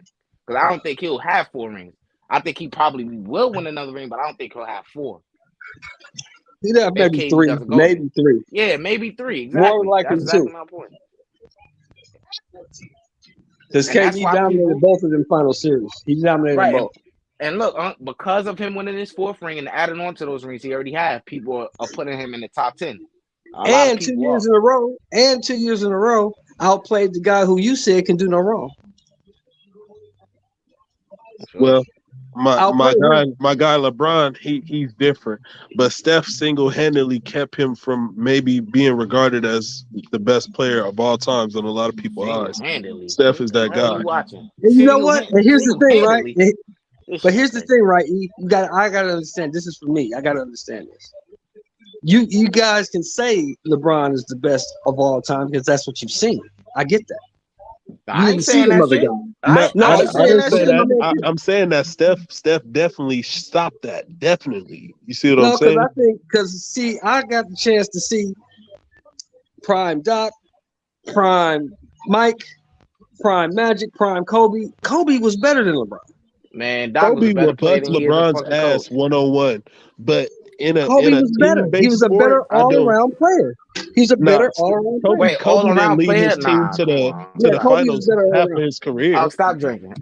No, Kobe didn't lead his team to the finals half of his career. Kobe was a dog, and Kobe don't lose games when you up in the fourth quarter. Then why he didn't go to the finals half his career like LeBron did? He blew a 3-1 to the Suns. I'm asking, why didn't Kobe go to the finals almost more than half his career like LeBron did? Bro, because LeBron to me is a better. Hold on. I'm gonna tell you why. Because Kobe played in the West. Exactly, bro. Come on, bro. If Kobe played in the East, he'd have went to the same amount of finals. I hear y'all with that. Kobe played in the West. That's a good argument to make, but I'm not gonna just say that because my opinion differs. I believe that Kobe and Michael Jordan are like the most freak athletes that we've ever seen in the NBA. They're anomalies. They could do things that don't make sense. They could dribble into double teams and squeeze through lanes and do all kind of shit that don't make sense. But they're breaking the game, and there's nothing wrong with that. That don't make them any lesser. But what LeBron is, he's something totally different. He's like Magic. You see what I'm saying? Yeah, he's a faster, better. He's a faster version of Magic, bigger, more athletic, and right. Magic was just smarter. Yeah, they're different. And Magic's court vision was just unmatched. Magic could see shit that other motherfuckers couldn't see. That's why he wasn't good as a coach, because he couldn't understand why people couldn't do. Hey, I tell you who was a better player than he was a coach. Steve Nash and this nigga Doc Rivers. Get Doc Rivers the fuck out of coaching, bro. He's terrible, bro. He's terrible. He been living off that one championship in 2008, bro. Come on, bro. He's fucking trash as a coach, bro. And people not talking about it. I'm gonna talk about it. Well, they keep giving him bum ass motherfuckers like James Harden and Ben Simmons. Nah, bro. Don't make excuses for this nigga, man. Nah, this nigga is trash, bro. He has had multiple great players, bro. He ain't produced, bro. Blowing multiple 3-1 leads and shit, bro. He's trash, bro. He's not a good coach, bro. He's fucking terrible, bro. Steve Nash, like that? Steve Nash not better than him, but Steve Nash and him is close, my nigga. It ain't far off, bro. That nigga's trash, bro. You said Steve Nash is trash? They not all what they say. Steve Nash is horrific, bro. Steve Nash. They're not what they say. They're not. They as coaches, they're not what people make them out to be. Right. Yeah, I think that Steve Nash, he was a good player, bro. Udoka hasn't been a coach. Look, Udoka hasn't been a head coach for more than a year, bro. He better than Doc Rivers, bro. That's a fact of life. He better than most of the niggas in the NBA as a coach, bro. Yeah, I like Doc Rivers as a coach. Not me, man. I choose. You don't like Doc Rivers as a coach? Fuck no. He's tried. You didn't just hear me say he's trash for like 2 minutes straight? Nah, I didn't hear everything you was saying. Yeah, he's garbage, bro. Ime Udoka is way better than Doc Rivers. Give me Ime. Hey, the Nets need Ime Udoka over this nigga. Hey, the Nets need to make it happen, man. Yeah, it's levels to the coaching shit. And then I'm starting to see like with these young players, it's a lot about buying into the system. Like a lot of these teams run like a lot of the similar schemes. Now it's like coaching ain't like these dudes ain't really doing their thing with the coaching, bro. It's basic shit I'm seeing. And also I agree with that. It's only 2 teams right now, and these are teams that was in the finals last year. 2 teams right now that I see play team basketball. A lot of other teams that's just doing a lot of freestyle shit, winning no sets, a lot of shit, like a lot of shit that's just not winning basketball, bro. 2 teams right now, the Boston Celtics and the Warriors playing that way, and I would say the Suns too. But I think the Celtics and the Warriors they just play better team basketball than everybody. Yeah, because the Suns just had to Golden State their ass a couple nights ago. Yeah, they just had their ass hanging off a goddamn cliff. And that's what I said. Like, I don't know. This is how I look at basketball as well. I compare it to boxing in some way. Like styles make fights. I think matchups is everything in basketball. Matchups make fucking, games to me. You feel me? I think even though the Suns lost to the Mavericks, it was just a product of bad matchup. Nobody could guard Luka on that team. But if the Suns would have made it to Golden State, I think they would have fared differently. That's just my opinion, bro. Just because of the matchup, DeAndre Ayton is who gonna hold him on that team. Draymond is too little. They're really a small team, so I just look at it like that. I think they would have fared better against the Warriors last year, but they didn't make it. That's exactly why Shaq be so frustrated. He can't understand why Philly ain't dominating. All you got to do is throw the ball that big motherfucker in the middle. Right. Well, that's because he's soft. He's soft. And also, look, this is another example of a bad matchup. Remember when the Clippers was up 3-1 on the Nuggets and they blew that 3-1 lead? I think if they would have made it and beat the Nuggets, if they would have made it to the Lakers, that was the best. That was probably the worst matchup for the Lakers, but they didn't make it. Exactly. So exactly. They just didn't make it. Exactly. Matchups are everything. Same thing with boxing. Matchups are everything. Gary Russell told me that shit 2 years ago. Motherfuckers don't listen. He said we don't fight the best, don't fight the best no more. Now we got matchmakers. Motherfuckers make matches for each other. All right. Why you think this fight didn't come off? Exactly why this fight didn't come off. Matchup. I ain't putting that dude in there with him. That's my only asset. I'm not doing that.